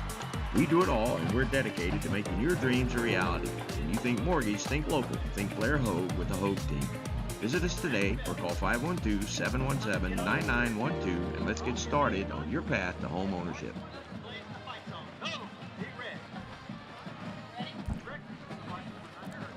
And we welcome you back to Georgetown Eagle football, powered by Graham & Sons Farm and Livestock. Holden, what's the first half stats look like? So it's been a tale of two teams for sure in this first half. Georgetown has run 28 plays compared to Baltimore's Belton's 26, but Georgetown has 291 yards. Belton has 92. So that's 200 more yards Georgetown's been able to acquire throughout this first half. And the Georgetown defense has been absolutely everywhere. As we've kind of seen in this first half, Belton's primarily a power run offense. They use a lot of I formation and a lot of pitch games outside, but a lot of running up the middle. And the Georgetown defense has not let that happen.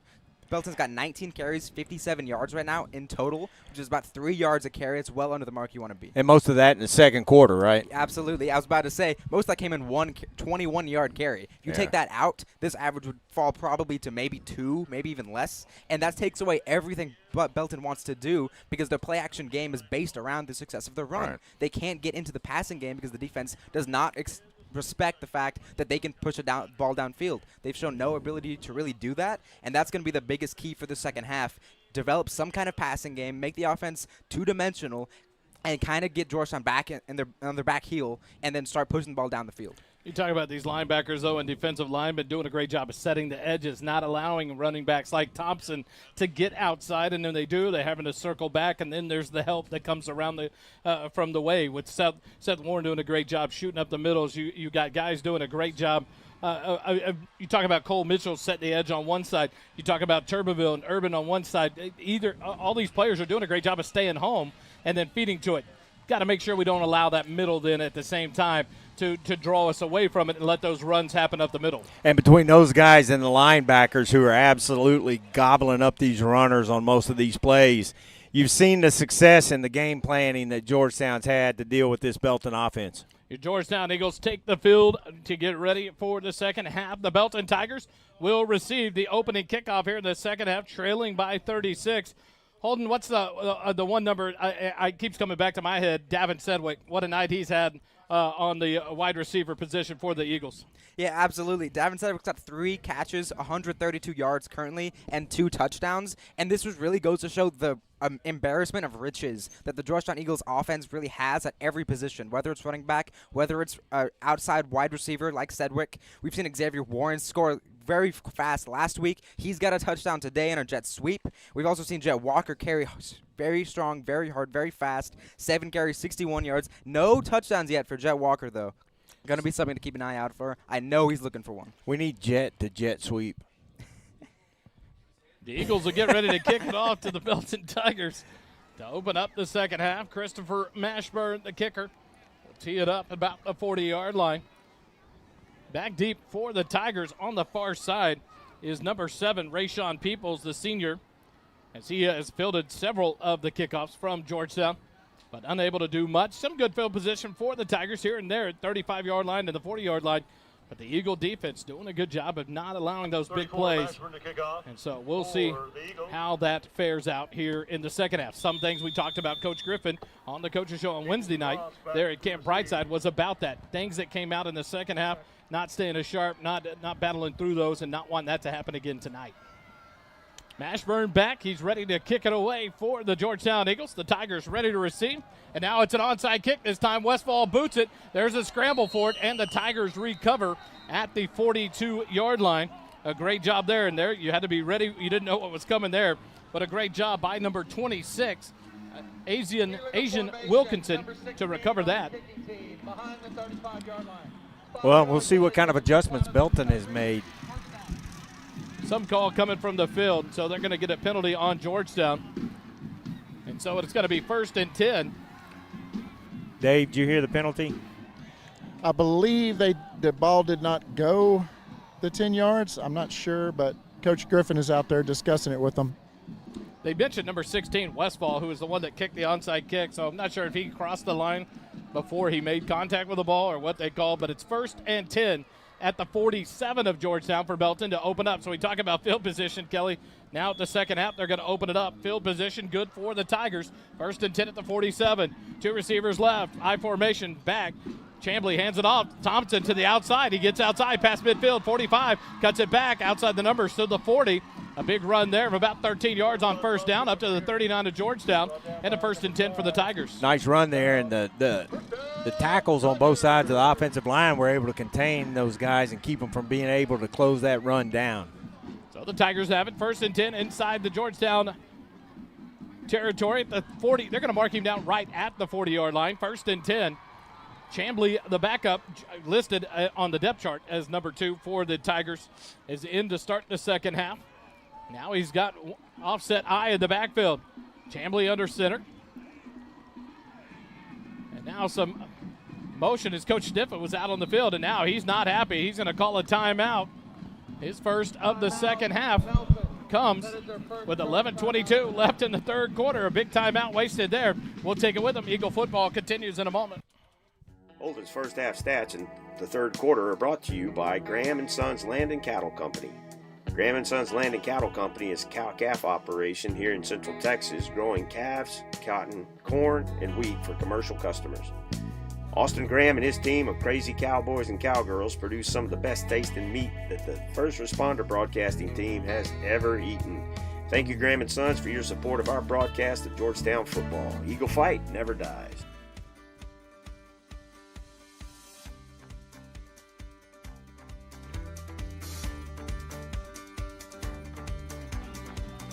Back here live, Belton Tigers Stadium. Belton High School, it's 36-0 here. We start early in the third quarter. 1st and 10 for the Tigers. They just had to burn their first time out of the half. Chamblee turns around, hands it to Thompson. He'll break it out to the left side, and he's tripped up just inside the 40 to the 38-yard line of Georgetown. That'll be a gain of 2 and bring up 2nd and 8 now for the Tigers. Little extracurricular, but the referees left the flag in the pocket. That's all right. So mark back to the 38, 2nd and 8. 11 minutes left here in the third quarter. Belton on the first possession of the half. One receiver left, no receivers right. Coming out, offset eye to the right. Chamblee turns, fakes the pitch, hands it off to the receiver on a jet sweep. Number 5 comes around and takes that handoff. Gavin Ross, the sophomore, a nice little, almost something you see out of the slot T from Liberty Hill there, Kelly. And it picks up a big run for another first down for the Tigers. Yeah, Belton a couple of times tonight has broken the huddle and ran up to the line like we see with that slot T defense or the slot T or wing T offense. Maybe trying to get some jump movement or something. But he faked that pitch there to Thompson and handed to the wide receiver, Gavin Ross, and he went left side for the first down. Turned around, Chamblee hands it off to Thompson, left side, finds a hole, shoots through it, and he's been taken down just outside the 20 at about the 22-yard line. Just about 10 minutes remaining here in the third quarter. The Tigers, but they're not changing a lot of it, Kelly and Dave. They still huddle up, take their time, call the play, and then approach the line of scrimmage. Yeah, it's about 15 seconds before they actually get the ball off. Chamblee, the backup, looks over to the sideline. 2nd and about 3 for the Tigers from the 22 of Georgetown. Wide receiver comes wide right, Rayshawn Peoples. No receivers left. He's tall. They break the huddle, 2 seconds left, and it's going to be the second time out of the half called by Coach Sniffen. They don't get the play in, and Belton has to burn their second time out of the half here. 9:34 remaining. And yet another procedural issue just lining up. That's a second timeout on this drive that they've had to do. And they've had all of halftime to kind of plot this out, plan out what they're kind of do, what they want to do, what positions they want people to be in. That's definitely not what you want to see from a procedural standpoint. But this has been an excellent drive so far. They've been able to run the ball very effectively, which, like I was talking about in halftime, is going to open up the pass play action rollout game. Because then they do have to respect, okay, they're slashing us in the middle. Let's bring the safeties down. This has been what they wanted. They just got to cut out the mental errors. And this is where a lot of the youth will burn through your timeouts, mistakes like this that you really can't afford, especially when you're in the third quarter trailing 36-0. So Georgetown breaks out of their sideline huddle and heads back out. 2 timeouts taken by Coach Sniffen and the Belton Tigers here in the first 3 minutes of the second half. And they have it 2nd and 3 from the Georgetown 22. Chamblee still in the huddle. They come out of that timeout and still go back and huddle and take their time. Now they break the huddle. Chamblee under center. Has the snap, turns, pitches to Thompson. He'll cut back in the middle, and he's stacked up there. Dylan Turbeville on a big hit. There's Cole Mitchell helping out. A great play by the Georgetown defense there. A loss of maybe about a yard and a half back to they'll give it to the 23-yard line. And so now a big third down for this Georgetown defense here early in the third quarter. Like Holden was saying a little bit earlier, they've had a very nice drive up to this point. So if they come away without putting any points on the board, this is going to be a huge deflator for the Tigers. Oh, it'll bring 2 wide receivers to the right side. For the Tigers, they break the huddle. Chamblee under center, the I formation behind him. Turns around, he looks right. He's going to sling it right out in the flat and off the hand, incomplete. That'll bring up 4th down now for the Tigers. Unable to make the catch was Josiah Martinez, the wide out. 8 minutes, 50 seconds left here in the third quarter. And now a big fourth and about 4.5 for the Tigers, Kelly. How big of a stop would this be for the defense for Georgetown to get the ball back in the offensive hands, kill a drive, you bend, don't break, and get it back to Georgetown's offense? A long way from being a dangerous score, but you know this defense wants to keep that score 0 for Belton. Snap to Chambly. He'll pitch it right. Reverse. To the right side goes Ross. He's going to be cut at the 20, up past the 15. And the trickery works for Coach Sniffen and the Tigers. It'll be enough for a first down inside the red zone for the Tigers, so they keep the drive alive. The clock runs inside 8:40 left here in the third quarter. If you're Belton, you're just trying to get your first score of the season, Wally. Yeah, exactly right, Dave. They were shut out at home last week, 12-0 to Hendrickson, and at half here, 36-0. And yeah, exactly right. You know they want to taste that end zone for the first time. Chambly back, hands it off. Thompson right side. He'll be stacked up there. Cole Mitchell grabs on and gets a host of Georgetown defenders to help him out for the tackle. He'll be about the 12-yard line, so it'll be second and about 9 for the Tigers. 8:10 left in the quarter. In the third quarter here as the clock continues to run. The offense is doing a little bit warming up here on the sideline, trying to get the legs moving, getting ready for their first possession of the half. Coach Sniffen signals the play in. He'll have one receiver right, one left. Middle of the field as Chambly will break the huddle. He'll be under center in the I formation behind him. Chambly gets the snap, turns around, hands it to Thompson left side, and he'll be dropped for a loss. Great pursuit there. Seth Warren along with Andrew Urban. What a tackle there. Now under 7:40 left here in the third quarter. The clock continues to run. And that's what we've talked about, Kelly. When you're down by this much, at what time do you change anything to try to put up points faster than what you've done, which is none at this point? And it seems like Belton is just sticking to that offensive plan. Well, I think Belton is taking this second half kind of like a scrimmage to work on their basic offense, not pretending that they can catch up to this 36-point deficit, but they are playing their game plan. Chambly swings it out right. The catch is knocked free. Jaheim Dowd. What a job there by Jaheim Dowd.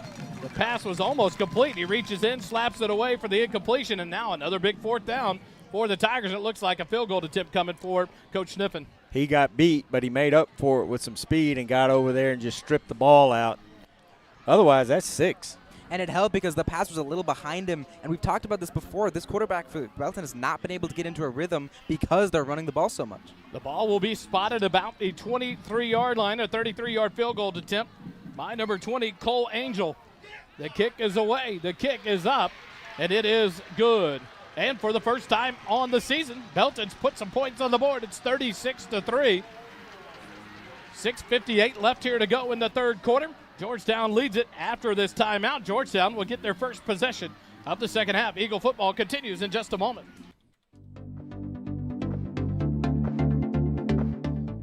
Our first down sponsor this season is Borrow from Morrow. Borrow from Morrow. Our team is dedicated to providing the best mortgage experience possible. We do that by offering easy-to-use mortgage tools, including our handy mobile app, competitive rates, and assistance from an experienced loan officer. Our loan officers understand the local markets, have access to a wide variety of loan programs, and are ready to guide you through the process. Your family, your future, our focus. For your mortgage needs, remember Matt Morrow, Borrow from Morrow. For more information, visit borrowfrommorrow.com. NMLS 464148.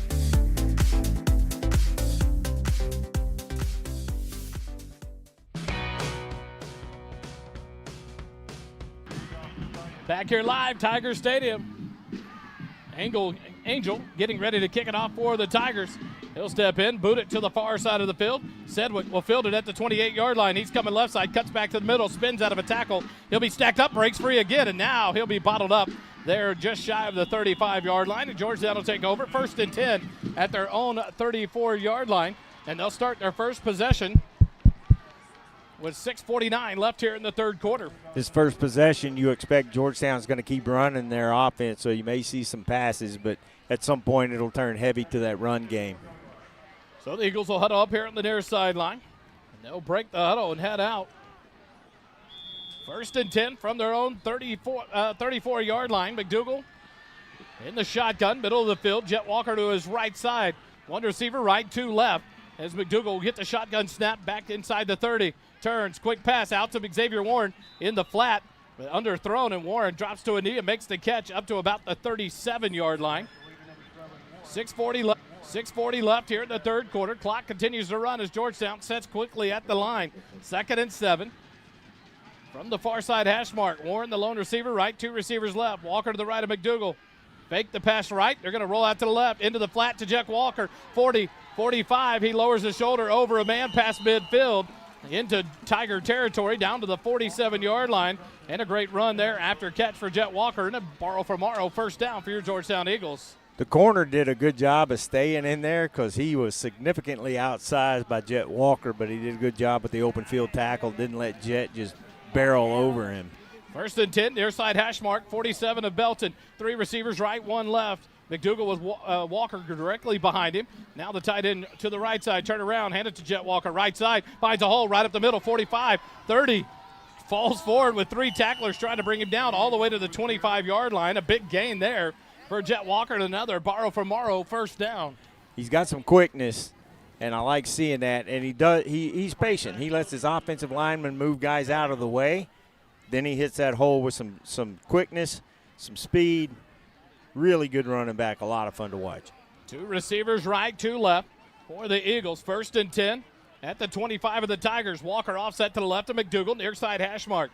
Now Walker empties out to the right. McDougal, swing pass out to the flat to Walker. He's back up to the line of scrimmage, past the 25, almost to the 21-yard line. They'll see where they mark him out. Mark him out at the 22. It will be a gain of 3.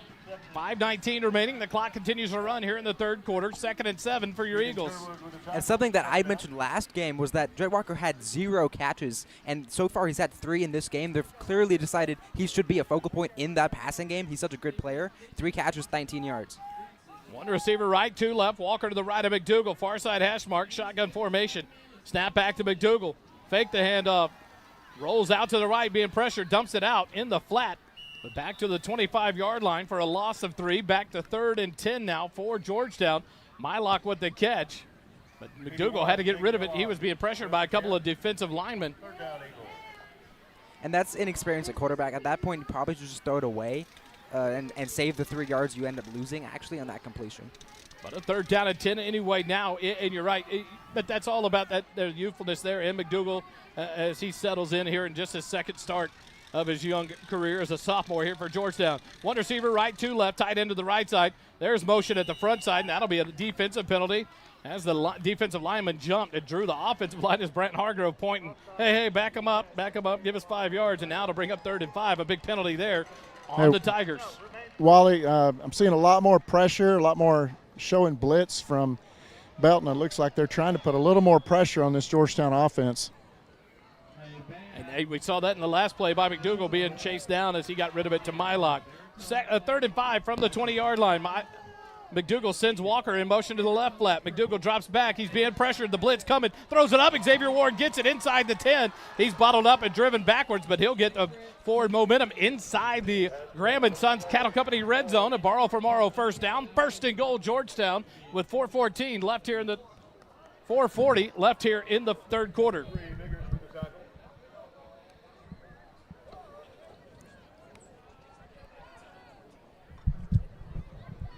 Georgetown has it 1st and goal at the 9-yard line of Belton.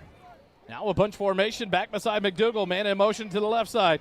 Fake, handed off to Walker right side. Gets a block on the outside, but a nice tackle to take down Jet for a loss back to the 11-yard line. And what a job by the defensive player there for the Tigers that shot the gap there. Took the feet of Walker down. It'll be 2nd and goal from the 11. And not an easy feat to do at all, taking down Jet Walker one-on-one in the open field. Excellent job by number 11. We've called his number a lot today. He's been very impactful on that defense. Yeah, he's going to need to remember that when he watches Jet Walker playing on Saturdays and possibly Sunday, that he tackled him in the open field. Keegan Sherwood on the tackle. Now a 2 tight end formation as Herman comes in along with Mylock. Walker offset to the left of McDougal. 2 receivers left, and Sedgwick and Warren. Man in motion to the right. Snap back to McDougal. Little backwards pass to Jet Walker. Makes a man miss, but he's going to be dropped at the 14. It's another loss here. A loss of 3, and now it's 3rd and goal from the 14-yard line. The offense going backwards with 3:25 left here in the third quarter, and the clock continues to run. Belton doing a good job once Georgetown got inside that red zone. And now 3rd and goal, but a long 3rd and goal. From the 14-yard line. Now Terosian back in. He'll split wide right. Sedgwick goes wide right. So does Xavier Warren. So 3 receivers right. None left for the Eagles. Walker in the backfield. Offset to the right side of McDougal. Near side hash mark. Now Walker's going to move to the left side of McDougal. 2:55 remaining. Clock running. Snap back to McDougal. He's looking right. He's going to throw it up to the corner. And Xavier Warren unable to get over there as that one was thrown a little bit wide, incomplete. And that'll bring up 4th and goal from the 14. And here comes Christopher Mashburn for the field goal attempt for your Georgetown Eagles. 2:46 remaining here in the 3rd quarter. Georgetown leads it 36-3, a chance to make it 39-3. As Mashburn on to attempt his 2nd field goal of the night. It'll be spotted at the 21, so a 31-yard field goal attempt. He'll kick it from the left hash mark. Alex Wilson to snap, McDougal to hold. G-Town Lumber and Supply field goal attempt is up, and it is good. 2:45 remaining 3rd quarter. Georgetown knocks through the 31-yard field goal on the foot of Christopher Mashburn to take the lead back to 36, and they lead it 39-3. Quick timeout. Georgetown Eagle football continues in just a moment. Hey, Georgetown, there's a new place to eat breakfast, lunch, or dinner, and it's on the beautiful square in downtown. It's Goldberger Diner. When you walk into this 50s-style diner, you're greeted with a smile, greeted like your family. Sit at the counter, a table, or a booth and get ready for an old-fashioned dining experience like no other in Georgetown. Enjoy tasty breakfast or come later for a burger, chicken fried steak, or even the Southern classic liver and onions. There's so much to choose from. Goldberger Diner is located at 109 West 7th Street in downtown.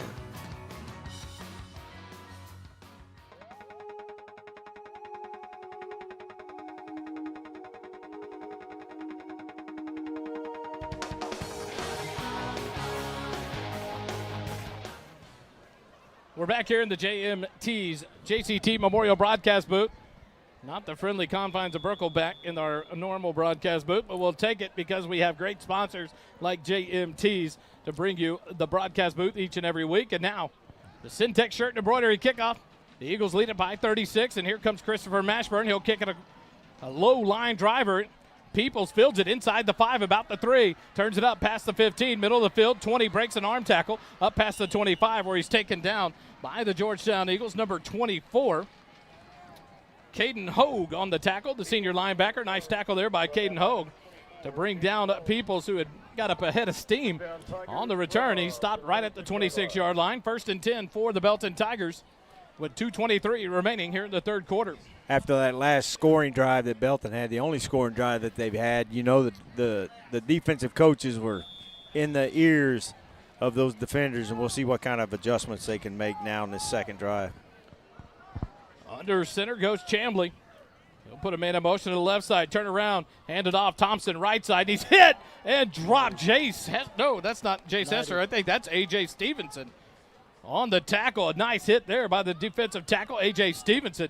He stood up Thompson and took him down immediately. No gain. 2nd and 10 now for the Tigers with 2:15 remaining. Here in the 3rd quarter, clock continues to run. Got a lot of fresh faces out here on the defense tonight so far, or right now. Graham & Sons Cattle Company 3rd quarter. One of our proud sponsors of First Responder Broadcasting. Remember next week, Coaches Show Wednesday night, Camp Brightside. Come join us 6 p.m. Coach Griffin and Players of the Week, couple of players. We'll bring it live to you there with some team trivia. Great facility. Chambly back to pass. He's going to hang one up far side. Battling there with number 13, Cooper Werchin. The pass goes incomplete. A great job by Werchin, like you were talking about early, Kelly, using that sideline as his other defender to bottle up the receiver. Unable to get the completion now. Brings up a big 3rd and 10 for the Tigers. When I'm watching the game, I don't like seeing the corners when they're way out on the edges turning their hips towards the sideline. You got to keep that guy back in because that gives the whole middle of the field to that receiver. Great job there by Cooper Werchin. Brings up 3rd and 10. Here, 1:45 remaining here in the 3rd quarter. Tigers take their time in the huddle. Clock stopped here. 5 seconds remaining on the down clock. They're not going to get the play off. It's going to either be a delay of game. Nope. Delay a game, or it's going to be a timeout by Coach Stiff in his final. We'll see what they call here. But that play, they broke the huddle with under 5 seconds remaining. Flag on the play. Did he say no flag on the play, Dave? Well, there was a flag thrown, then they picked it up, but I don't see a timeout, so I don't understand why there's not a. They must have pushed up the play clock. They must have been some kind of mechanical issue on the ref's end. Usually that's why they push it up. That is crazy. The down clock continued to run while they stayed in the huddle like they are now. And when they broke the huddle, it was 3 seconds left, and then they reset it and pick up a flag. It's happening again. They got 5 seconds. So here they come out of the huddle. Chambly under center, gets the snap. He's dropping back to pass, looking near side. Now a little receiver screen and almost picked off by Cooper Wertjen, but it skipped in there. And that's an incomplete pass to Rashawn Peoples, and that will bring up a 4th down. 1:37 left here in the third quarter. Georgetown will get the ball back as the punt team comes on for the Belton Tigers. Back to punt will go William Shepard, the quarterback. Back for the Eagles will go number 3, Luke Colley.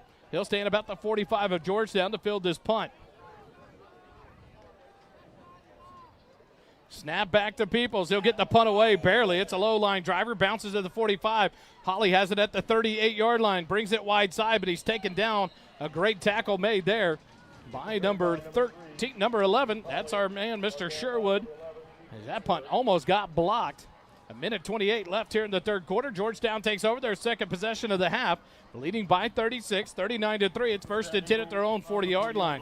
And they were in great position to block that punt, but the problem was they didn't fully commit to the block. They tried to block it while they were still fully standing up rather than a more accurate dive towards the punter to swat it out of the air. But you take that chance. You don't want to give up the rough of the punter. And Peoples got away a low-line driver that went fast. Holly got a hold of it to keep it from going any further. Now it's 1st and 10. 3 receivers right, 1 left. Quarterback now is Maddox Borden. He'll hand it off to the running back. Fall forward for 2 yards. Bring up second and 8. 1:20 left here in the third quarter, and the clock continues to run. So number 3, Maddox Borden, the quarterback in for Georgetown. Here in the third quarter with the 36-point lead. Borden, the 6'1", 170-pound junior lefty, in at the helm for the Eagles. 2 receivers left, 2 right. Elijah Callaghan in the backfield to the left of Borden. Near side hash mark. Snap back to Borden. He's looking left. He's going to throw it out in the flat, but it's too wide for Regan Terosian. It's incomplete, and it'll bring up 3rd and 8 now for the Eagles with 50 seconds remaining in the quarter. He hurried that throw, didn't have his feet good and set under him, so that's why it was such an errant throw out towards the sideline. Now the Eagles will send trips right. 3 receivers to the right side. No receivers left. Callaghan in the backfield to the right of Borden. Borden with a clap of the hands. Now he'll look near side to get the play call. 15 seconds left on the down clock. 3rd and 8 for the Eagles from the 42. Callaghan now moves to the left side of Borden. Snap back to Maddox. Fake the handoff. Maddox looking right. He's going to hang one up to the right side. And going up to fight for it is number 19, Caleb Reyna. That one's knocked away. Incomplete. It'll bring up 4th and 8 with 41 seconds remaining here in the third quarter. And that'll bring about Georgetown's first punt of the ball game, Kelly. Oh, choke you up on a punt attempt. Yeah, I was really excited. Got to let a quarterback that hasn't played many snaps get some throws in there. And we saw the rust. Braylon Westfall back to punt, number 16, the sophomore. And now a couple players coming in. Not many opportunities for this punt team to get things scheduled and to practice, as they have only punted now for the 3rd time in the young season. It's kicked by Westfall to the right side of the field, bounces inside the 40, and it'll get a Georgetown roll inside the 30, and they will touch it dead right about the 25-yard line. Doesn't have to be pretty. You just want it to be effective, and it is. A good punt pins the Tigers back to their own 25-yard line. 27 seconds remaining in the third quarter, and the Tigers will come back on offense, trailing 39-3. Next week, 6 o'clock on Wednesday night, Camp Brightside, a beautiful location. Fun night. Come and join us for the Eagle Nation Coaches Show there at Camp Brightside. And then next Friday night, we'll be live from Birkelback Field to bring you the action between your Eagles and the Copperas Cove Bulldogs.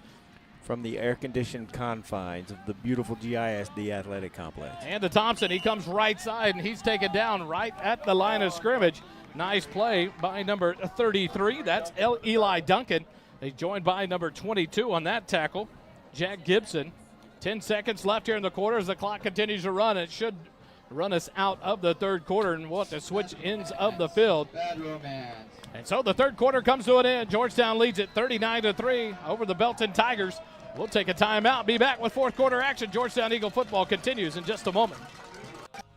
At Mesquite Creek Outfitters, located at 704 South Austin Avenue in Georgetown, Texas, we bring community together in a casual environment to share the love of gear, great drinks, and friendship.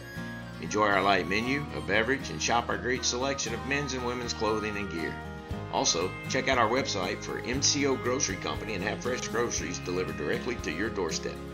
Visit the Mesquite Creek site at www.mesquitecreekoutfitters.com.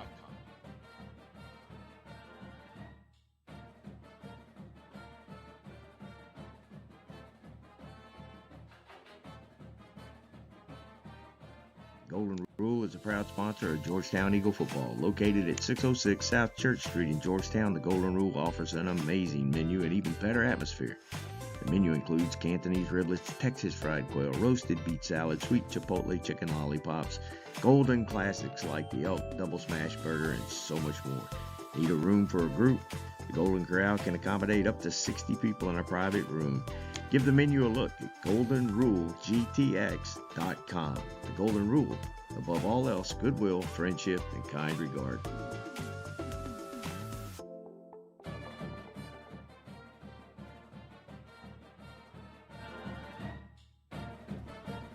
Back here live, Tiger Stadium. We go to fourth quarter. Georgetown leads it 39-3. Belton has it 2nd and 9 from the 26. Snap back. Shepard fakes the handoff. He's looking to pass and does across the middle. Ball tipped up, and it just falls incomplete.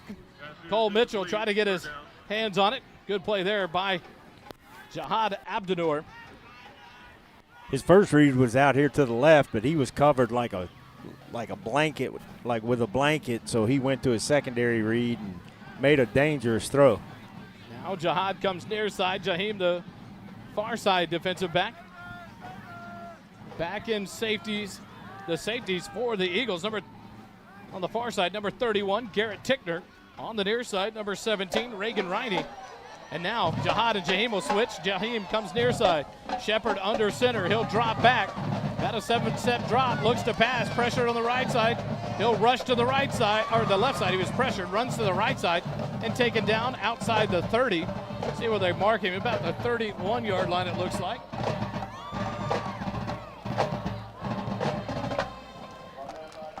So it'll bring up a 4th down for the Tigers, and they're going to send the punt team on. 11 minutes, 30 seconds left here in the fourth quarter. It is a quick game, Kelly. A lot of running of the offense, not a lot of incomplete passes, and the ball staying in bounds. And so this game has gone quickly. And now Georgetown set to get the ball back. Luke Hawley drops back, stands about the 36-yard line of Georgetown. Shepard, it's going to be a fake. He fakes the punt, now comes near side. He's going to rush for the first down, and he's going to have it as he gets leveled. Cole Mitchell takes a shot at Shepard, and he'll drop him just past the line to gain a first down on the fake punt. Georgetown not ready for that one. Shepard is one of the quarterbacks, but also the punter. He fakes the punt, comes out to the left side, found some open ground, and gets the first down. He was only lined up 8 yards behind the line of scrimmage. They're usually 10, 11 yards back. I noticed him up a little bit closer. When he took that snap, I think he was looking for a pass over the middle that wasn't there. So he was successful in getting the first down on the fake punt out to the left. 1st and 10 for the Tigers. Near side at the 35. Turned around. Shepard fakes the handoff. Now drops back. Looking, has a man open, and he makes the catch inside the 45 of Georgetown. Knocked out of bounds. A nice pass play there as he got behind the defense for the catch. Looked like the tight end. One of the tight ends, number 90, Evan Lockett. A big man there on the catch. Into Georgetown territory. 1st and 10 at the 45-yard line. 10 minutes, 30 seconds left here in the ballgame as the clock continues to run. Rayshawn Peoples comes near side. No receiver right for the Tigers. Snap back, fake the pitch, hand off on the inside, sweep to the near side, inside the 40, and now double team on the tackle by Jaheim Dowd and number 17. That's, I think it's Reagan Riney. It is. Reagan Riney on the tackle with Jaheim Dowd. And that'll bring up 2nd and 4 for the Tigers at the 39 of Georgetown. 10 minutes remaining here in the ball game. Belton's got the offense working now that we kind of expected a little more at the beginning of the game, but it took them a quarter to start getting that offense rolling now, and now they're able to sustain some drives. Well, it's also they're going up against the seconds right now, too. Shepard under center, turns, pitches it to the right side, goes the running back, number 23. And there was what we talked about last week. We'll mention it here in just a second. The run by Kai Griffin, the junior for the Tigers. Gets it down to the 37-yard line. It's going to bring up 3rd and 2 now for the Tigers with 9.5 minutes remaining in the ball game. But Kelly right there, an opportunity outside to make the tackle. The big hit without the wrap-up of the arms breaks that tackle a few more yards, and now a short 3rd down. Looked like he kind of couldn't decide whether he's going to hit him or strip the ball, and that's why he was able to wrestle free and gain extra yardage. Shepard hands it off. Running back up to the 35-yard line, right at the yard to gain, stacked up and driven backwards. And they're going to give it enough to give another Belton Tiger first down right to the 35-yard line. 1st and 10 for the Tigers. 9 minutes left here in the ball game. The clock will continue to run as soon as the chains are set. Now running at the running back position, Kai Griffin, the junior. 2 big carries in a row, picks up the first down for the Tigers. And now you see Tennyson Dean coming back in for Georgetown along with number 43, Tucker Hudsmith, on the defensive line. Shepard goes under center, 2 receivers right, turn around, hand it off to Griffin. He comes left side. He'll be bottled up about the 32-yard line and driven back. Great job there.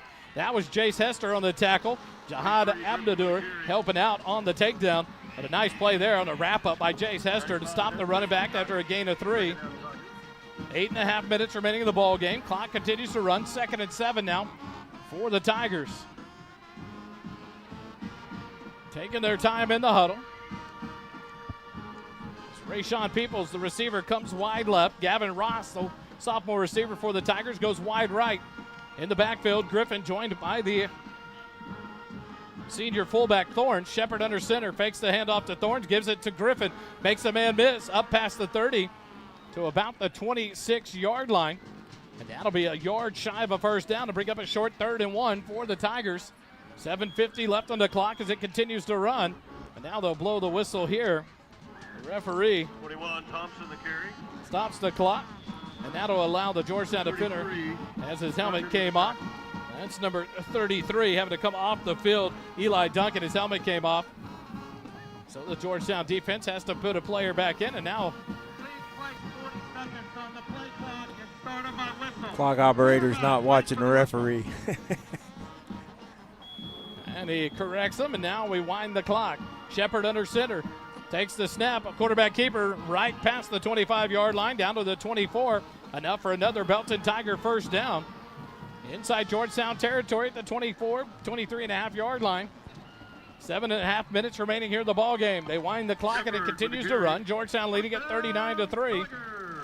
And obviously at this point it would take a historic miracle for a comeback for Belton, but these drives in the second half are building blocks they can use in the future. They've had very sustained drives, very well executed plays consistently against this Georgetown defense, whether it's the 2s, whether it's the 1s. It's building blocks this team can take into the future, and that's probably the most important thing right now. And a lot of youth on this Belton Tiger team. Now in the shotgun, Shepard gets it, swings it out right into the flat, and the receiver makes the catch but loses his footing, falls down at about the 21-yard line. That'll be a gain of 3. Bring up 2nd and 7. 6 minutes, 45 seconds. And the clock continues to stroll down for the Eagles.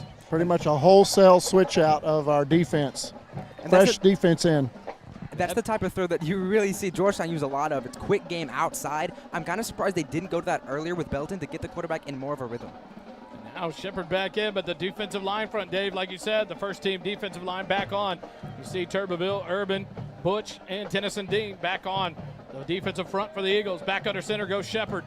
He'll turn around, fake the pitch, inside handoff, take it down. What a tackle there. Let's see who that was. That was number 9, Seth Warren, shooting through to take the tackle right at the 21. A no gain and a big 3rd down here for the Tigers. 6 minutes remaining here in the ballgame. Clock continues to run. 3rd and 7 from the 21 of Georgetown. Absolutely 4-down territory. I think this whole half would have been 4th down territory. They continue to punt in their own end zone now. in their own end of the field. Now Shepard back under. He'll hand it off, coming left side, hit, taken down, only a gain of about 3 on the play. They're going to mark him about the 18-yard line, and that gain of 3 will make it a 4th and about 4 for the Tigers. 5.5 minutes remaining. The clock continues to run, and they'll go for it here on 4th down. Like Kelly said, this is guaranteed 4-down territory, especially at this point. You're working on things now to get prepared. The thing is, they still have district to go. This is a 5A D2 team here in Belton. We have Lake Belton in our district, so we'll see them later in the season at Berkelback Field. Under center, nope, Shepard now in shotgun, takes a snap back, fakes it, dumps it out in the flat. But number 5, Gavin Ross, went to block, and the ball was thrown at his feet, so the incompletion turns it over on downs, and Georgetown gets it back with 5:04 left here in the ball game. And a chance for this offense to go back to work, and maybe, I would assume you'll see a Maddox Borden again here at the helm for Georgetown. I believe number 9 has checked into the huddle there. So Tony Romo now into the ball game for your Georgetown Eagles. If it is number 9, it's going to be J.D. Landstetter, the junior quarterback, transferred out of Lake Creek Parkway, moved from the Montgomery area. And he'll be in at the helm for the Eagles. The Eagles will be in the middle of the field, 1st and 10 at their own 18-yard line. 1 receiver right, 1 left. Landstetter in the shotgun. Snap back, looks to pass left, being pressured, throws it out in the flat. Catch made by number 14, Carson Mowdy. But it's knocked out of his hands where they call it incomplete. They're going to give him the catch, but it goes out of bounds, so Georgetown keeps possession. Bring up about a 2nd and 7. 4.5, or just under 5 minutes remaining here in the ball game. The Eagles have it. 2nd down at their own 22-yard line. Mowdy goes wide left, 3 receivers wide right for the Eagles. In the backfield, it looks like Callaghan directly behind Landstetter. Shotgun snap to Landstetter. Hands it off, Callaghan left side, and he's taken down. Nice tackle there by the Tigers, number 13. Not sure, I don't have a 13 on their roster. Number 43 on the tackle. That's Sebastian Magana. A nice tackle by the senior linebacker. And it's right just outside the 20-yard line. A big 3rd down here. 4:15 remaining in the ball game. The clock continues to run. 3 receivers right, 1 left. Landstetter in the shotgun. Far side hash mark. Snap back, fake the handoff. Being pressured. He's going to throw it up across the middle, but overshoots Max Muniz for the incompletion. And that'll bring up a 4th down now for the Eagles. And I think you'll see the punt team come on for the Eagles, and that'll drop back Braylon Westfall, the sophomore, to kick it away for Georgetown. A lot of substitutions in there. A lot of guys playing that hadn't gotten many snaps yet this season. But you get the coaches won't like the sloppiness. They won't like the mistakes. But you got to shout out the offensive line. That was really the first real kind of breakdown, I would say, I've seen from them today, where the quarterback got pressured, forced an errant throw. Other than that, they've been dominant in the run game and given the passing game plenty of time to work through every read that they want. Westfall stands about his 7. Snap back. He gets it. Gets the punt away. It'll be fielded right about the 47 of Georgetown on a fair catch, and Belton will have it. 1st and 10 inside Eagle territory. With 3:51 remaining here in the ball game, 1st and 10 for the Tigers. 39-3, Georgetown leads it. Next Friday, back home, Berkelback Field, the Copperas Cove Bulldogs. The Dogs come into town. The 6A Bulldogs out of Copperas Cove will come in for our 3rd and final non-district ball game, and then we'll have a bye week to enjoy some time off on a Friday night. And then the rest of the way, the run begins with the district, with a clean Chaparral matchup at Berkelback. Snap back to Shepard. He drops back about 15 yards. A dump off to the running back on a screen, and he has the blockers out to the outside, inside the 30, and pushed out of bounds. A nice little running back screen there, Kelly. You got to love that play. Good play call, and it worked perfect for the Tigers. Well, that's where you see the inexperience of the players that are out there right now for Georgetown, because it was obviously going to be a screen. The lineman got through, no containment out on the edge there. So great play by Belton to be able to gain a 1st down. Inside the 30, down to the 29. 3:41, and the clock continues to run for the Tigers. 1 receiver left. Handed off, coming to the left side, inside the 30, down to about the 27-yard line for the Tigers. Near sideline, Coach Flores having conversations with his offense here, talking about some things. I think Coach Griffin might tell us he has some things to work on here this week. Second half again, but only giving up 3 points so far. Tigers have it on a 2nd and 8. Shepard turns, hands it to the fullback right up the middle, goes to the right side inside the 20. A big run there, down to about the 16-yard line. 3 minutes on the clock. Belton has a first down inside the 20 in the red zone.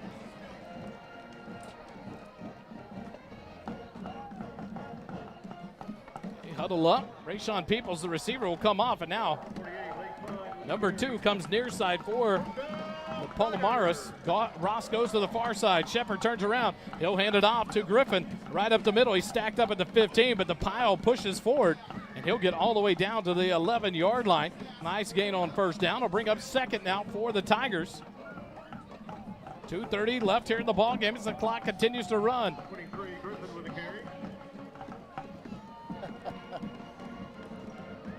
Tigers take their time in the huddle. One receiver right, one left. Griffin in the backfield in the I formation. Shepard turns around. He'll hand it to Griffin. Comes left side. Tries to get outside and does. Outside now to the numbers. Runs past the man. Onto the near sideline.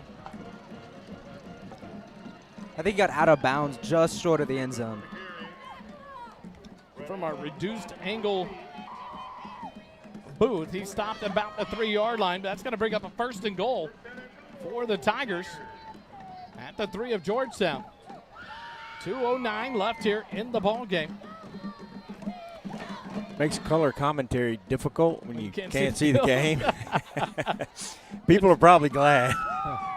Well, the edge wasn't set there, and that's how they were able to get out to the left. Turn around, hand it off. Griffin hit the backfield and dropped for a loss. What a play there. Number 30, I think, flew in there. Lucas Till, the senior linebacker, shoots through and takes down Griffin all the way back to the 7-yard line. 2nd and goal from the 7 for the Tigers. I think Dave has positioned himself so he doesn't trip a referee, because Dave's really the only thing I can see. Minute and 40 seconds remaining. The clock continues to run. 2nd and goal from the 7.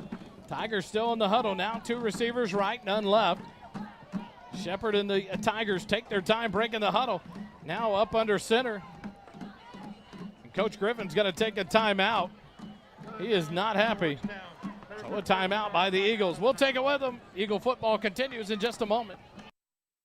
Struggling with addiction or know someone who is? There's light at the end of the tunnel, and it's 501c3 Christian ministry. They are dedicated to helping men aged 18 and older rebuild their lives free from the chains of drug and alcohol addiction. Be reminded, there's always hope, always a new beginning. Discover your fresh start with the Oak Ridge Disciple House. Proud supporters of Georgetown Eagle football, because just like the Eagles, the fight at Oak Ridge never dies. Find out more at oakridgedisciplehouse.com.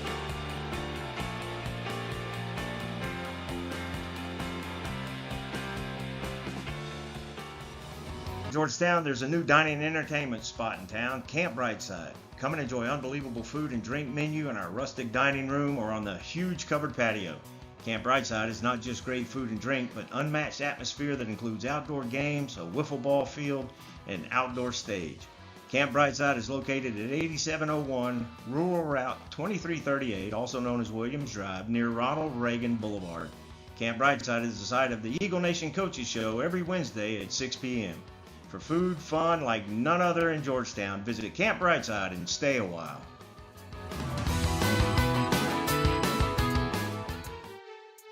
Back on that, the 2nd and goal attempt goes awry in the corner of the end zone on the far side, incomplete. And that'll bring up 3rd and goal now from the 7 for the Tigers. 1 minute, 20 seconds remaining here in the ball game. Georgetown's going to improve to 2-0 on the year with the win here at Belton. And then next Friday night, come join us. 7 o'clock kickoff back in the friendly home confines of the bountiful room of Birkelbach Field. Hand off to Griffin. He comes left side, strung out. There's a hold, no call. There comes the flag in. So that play will come back. A big hold there and a great job by the defender, number 33, Eli Duncan. He got turned around. 1 minute and 13 seconds remaining. But now it'll be 3rd and goal from the 17-yard line for the Tigers. So their offensive drive now is kind of stalling, going backwards there as they were trying to set the line. And a good hold there on the offense. First really holding penalty we see tonight. Yeah. Not a lot of action penalties, but a lot of dead ball penalties that we've dealt with. Quick score from the Cedar Park Vandegrift game. Cedar Park trails 35-28 in the fourth quarter. Stop it, Dave. Last time we talked about that game. Oh, yeah. 3rd and goal from the 17 of Georgetown. Minute 13 remaining here in the ball game. 2 receivers left, 1 right for the Tigers. Shepard in the huddle, calling the play. 10 seconds left on the down clock as the Tigers take all the time they can. Now in shotgun formation with the running back off to his right. Shepard near side hash mark, gets the snap back. He's looking, being pressured, going to throw it up to the right corner. A battle for it, a push off on the offensive player. No flag comes in, and it's a touchdown for the Belton Tigers. Jihad Abdul went up with him. He got pushed away, the catch made, and the Tigers put a touchdown up with 1:06 left here in the ball game. They'll bring the kicking team on for the extra point attempt, trying to make it 36-10. Kind of surprised that didn't get called there as Jihad went backwards. Snap is back. The kick by Angel is up, and it is good. 1:06 remaining here in the ball game. The Tigers scored, make it 39-10. Georgetown leads it. Quick timeout. Eagle football will continue in just a moment. Holden's first half stats in the third quarter are brought to you by Graham & Sons Land and Cattle Company. Graham & Sons Land and Cattle Company is a cow-calf operation here in Central Texas, growing calves, cotton, corn, and wheat for commercial customers. Austin Graham and his team of crazy cowboys and cowgirls produce some of the best tasting meat that the First Responder Broadcasting team has ever eaten. Thank you, Graham & Sons, for your support of our broadcast of Georgetown football. Eagle fight never dies.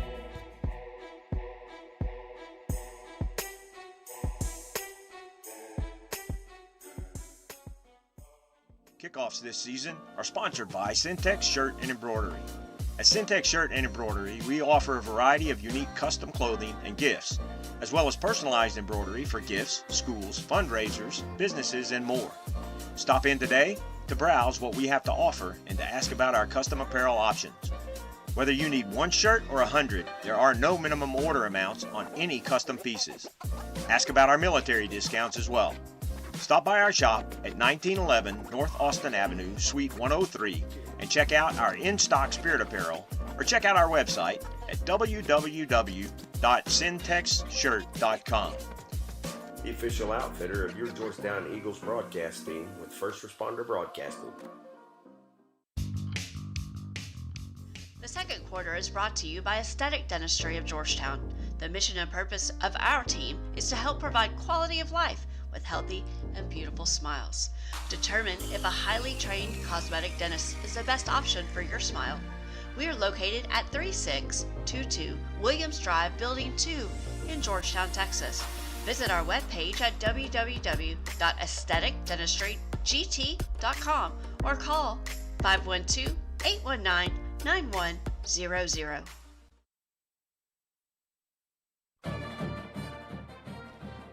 Back here live, Tigers Stadium. Tigers are going to kick it away with 1:06 left here in the ball game after scoring their touchdown. I think Angel will probably kick an onside kick. And a blooper over the line. It'll be fielded and returned by Seth Warren of the Eagles. It'll be thrown down. The ball is out but picked up. Nope, that was fumbled by somebody else. Seth Warren picks it up. And the Eagles have it 1st and 10 at their 35-yard line. 59 seconds remaining here in the ball game, and Georgetown's offense will set up and have one more possession here from their own 35. Well, Wally, I'm pretty sure that was Seth Warren that grabbed that ball, and I think he might have fumbled it and grabbed it again. He's on the hustle. Back at the quarterback position comes number 18. Back position comes number 18. That's Grayson Cooper. He has 1 receiver right, 1 left. Callaghan in the backfield. Behind Cooper in the shotgun. Snap back, turn around. It's Luke Livingston. Handed off to Luke, left side. Ooh. And he is dropped in the backfield. A loss of about 2 on the play. As the defensive lineman shot forward and made Number the 4, tackle. checking in at quarterback. Now at 4 comes in the quarterback, Joe Strittmatter, the senior. He'll check in here. 3 receivers right, 1 left. Mounty, the lone receiver, left. As the Eagles will go from the far side hash mark. 33 seconds remaining as the clock continues to run. Strittmatter in the shotgun with Livingston directly behind him. Snap back to Strittmatter, turn, hand it to Livingston, right up the middle. He finds a gap and then runs into 2 defenders and is dropped about the 39-yard line. Good gain there by Livingston on second down and brings up about a 3rd and 6 now for the Eagles. 10 seconds remaining here, and that's going to be the ball game as the Eagles will let this one run out, and they'll take home the 39-10 win over the Belton Tigers here at Belton High School. Georgetown improves to 2-0 on the season. The Belton Tigers fall to 0-2. Both losses coming at home to open up their season. And your Georgetown Eagles get their first road win of the season. Quick timeout. We'll come back with a post-game wrap-up. Eagle football continues in a moment here on the SHN Sports Network. The second quarter is brought to you by Aesthetic Dentistry of Georgetown. The mission and purpose of our team is to help provide quality of life with healthy and beautiful smiles. Determine if a highly trained cosmetic dentist is the best option for your smile. We are located at 3622 Williams Drive, Building 2 in Georgetown, Texas. Visit our webpage at www.aestheticdentistrygt.com or call 512-819-9100.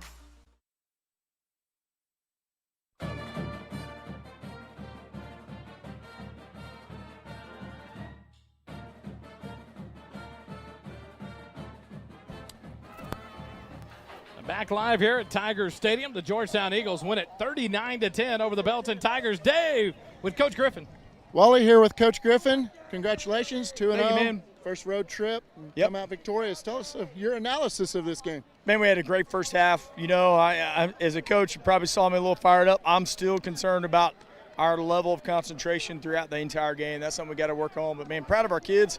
It's hard to win. It's hard to win on the road. Super excited about what they did. We're going to keep getting better. Congratulations, Coach. We'll Thank see you next week. Thank you. The Georgetown Eagles, Coach Griffin, we talked about that. Yep. They're going to have some things to work on. He talks about that and the focus and everything coming through that second half. And but only giving up 10 points tonight, 14 last week. Your defense in 24 points allowed in 2 games, only allowing 12 points a game while scoring 54 in the first, 39 in the second. You kind of like that, what the offense is doing, especially there in the first half.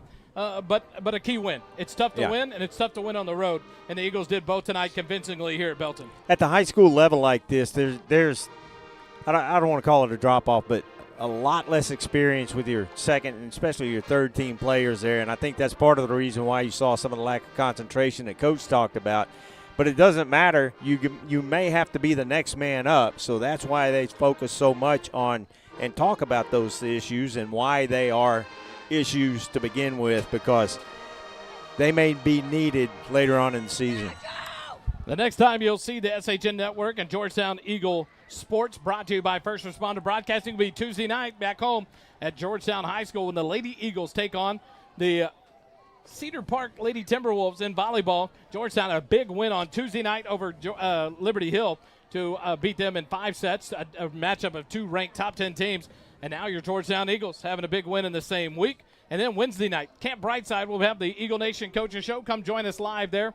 Talk to Coach Griffin, players, and have the team trivia. An awesome night there. The boys get to enjoy a dinner provided by Camp Brightside. And then there's plenty of food to order. Great menu there at Camp Brightside. Great location. Come join us. Have fun on Wednesday night, 6 p.m. And then Friday night, back at Burkle-Bach Field, a big game against the Copperas Cove Bulldogs. The last opportunity to tune it up before the kickoff of district play 2 weeks later on October the 4th. Or September the 27th. Then October the 4th. That's my birthday, so I'm ready for that one.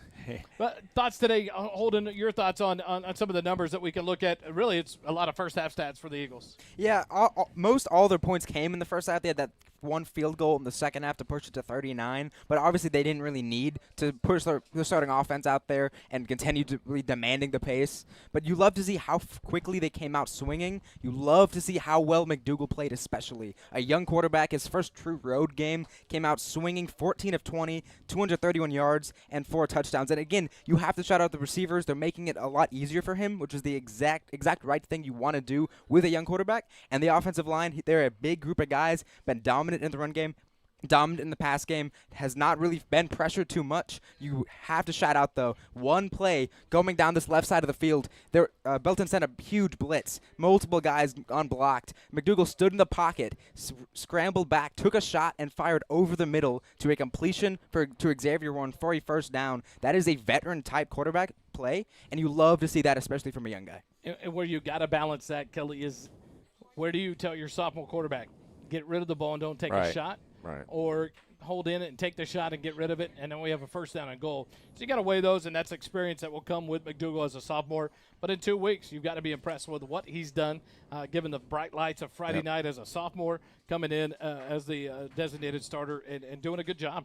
Several touchdowns on the season for him already. I think 9 on the year throwing for McDougal, no interceptions. You got to like things like that to see. And out of your young team, a lot of youth on this team and a lot of good things out of your backfield. Jet Walker, another good night at the helm. Not as many yards, but the team didn't touch the ball. And Coach said we were going to have limited possessions, and that we did. But we made the most of those, especially in the first half.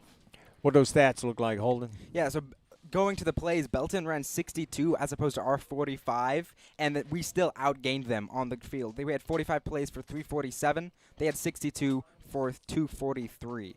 So our defense was dominant essentially all the game. Even whenever you put in the second string, sometimes even the third stringers out there, they still did not give up responsibilities too often. And they made Belton work for it all game long, only letting up that lone touchdown right there at the end. You got to shout out the depth, give these kids a lot of credit, and it's been a great 2 weeks for Georgetown Eagle football. What about Jet Walker? We didn't see him much in the second half, but in the first half, he was the man. Yeah, no, not much use of a Jet Walker, and I think that's mostly because they're trying to kind of save his usage for later games. They don't want to overwork him too early. He only had 10 carries today, still 78 yards, so almost 8 yards a carry. Very impressive. But the most interesting aspect to me was the usage in the pass game. He got 3 passes today, intended for a couple more. And especially after catching no balls last week, you love to see them working him into multiple aspects of the game. We saw Andrew Petter be absolutely lethal in the receiving game from the running back position last year and the year before that. I'm very excited to see what he can do with the ball in his hands in space. And one thing you really don't have to worry about. Right now, you're not having to expose your whole offense. You've played 2 games against teams that you're clearly better than. You've done what you've had to do to score. You've done what you've had to do to stop the opponent. There's more wrinkles out there. You have not seen. Chance Kelly said the funnest thing about last week was the fact when we talked to him on Wednesday night was the fact that they brought out new things that no one saw in the scrimmage against Stony Point. They held it back. Laux was ready for that, and things that Victoria East had nothing to look at. They hadn't seen that, and they've got more wrinkles. They're not having to expose a lot, and they're able to save some of those weapons. Some of those weapons are going off like crazy. Davin Sedgwick, what a great performance tonight, receiving 2 big touchdowns. Xavier Warren, one on the jet sweep and one on the touchdown pass. So you just like the weapons that you have out there and the speed on the outside. And tonight we really didn't even get into a Braylon Westfall and a Max Muniz, who were vital weapons in week 1 against Victoria. Well, Westfall did have a touchdown reception earlier in the first half. But, like you said, that was his only catch of the day. And, so and like last I was week, saying, a lot of involvement with Westfall and Muniz and the whole wide receiver core. Tonight, not as much, and you didn't need it. No, you did not. And like I said earlier, we have an embarrassment of riches at these skill positions. A lot of guys who would play very effectively if they were starters, even though they are the second team, like Braylon Westfall. Very tight space in here. Okay, so like the Westfall, who caught the 1 touchdown, but he's showing the flashes. You see the potential in him, just a sophomore, just like McDougal. So you already love the kind of connection there between the sophomores, something to build for the future. But obviously this is a great team right now. Georgetown Eagles victorious 39-10 over the Belton Tigers, improved to 2-0 on the year. Belton falls to 0-2, and your Eagles will be back on the friendly field at Berkelback Field next week, 7 o'clock kick against the Copperas Cove Bulldogs. For Dave England, for Holden Tuma, for Kelly Duvall, for our producer that makes it all work, Jerry Ann Harmon, and for our great cameraman who sweated it out in here tonight with us, Jory Erickson. I'm Wally Harmon. First Responder Broadcasting proudly brings you all things Georgetown Eagle sports. Come join us next week. Camp Brightside on Wednesday night. Kelly and I will be there, I believe. Kelly will be there with me as well. Holden might show up one week. We'll see. But the team will be out there. And come and join us. What a great location. Cody Hertz and his team that bring us the Coaches Show each and every week. Thanks for joining us tonight. Remember, live like Knox. That's what I'm going to leave you. Next week, we'll have a big talk about it at the end. We'll have a special slide up. Knox Didalowicz lost his life to a traffic ATV accident back earlier in this year at the age of 12 years old, but lived kindness well beyond his age and touched so many people. So all I can tell you is I can give you the be kind. It doesn't cost a dime to be kind. I lose it anymore. I just want to live like Knox did and make an effect on everybody around me. Live like Knox. Enjoy your weekend. Enjoy Texas football tomorrow. Have to throw that out there. Have a good night, everybody.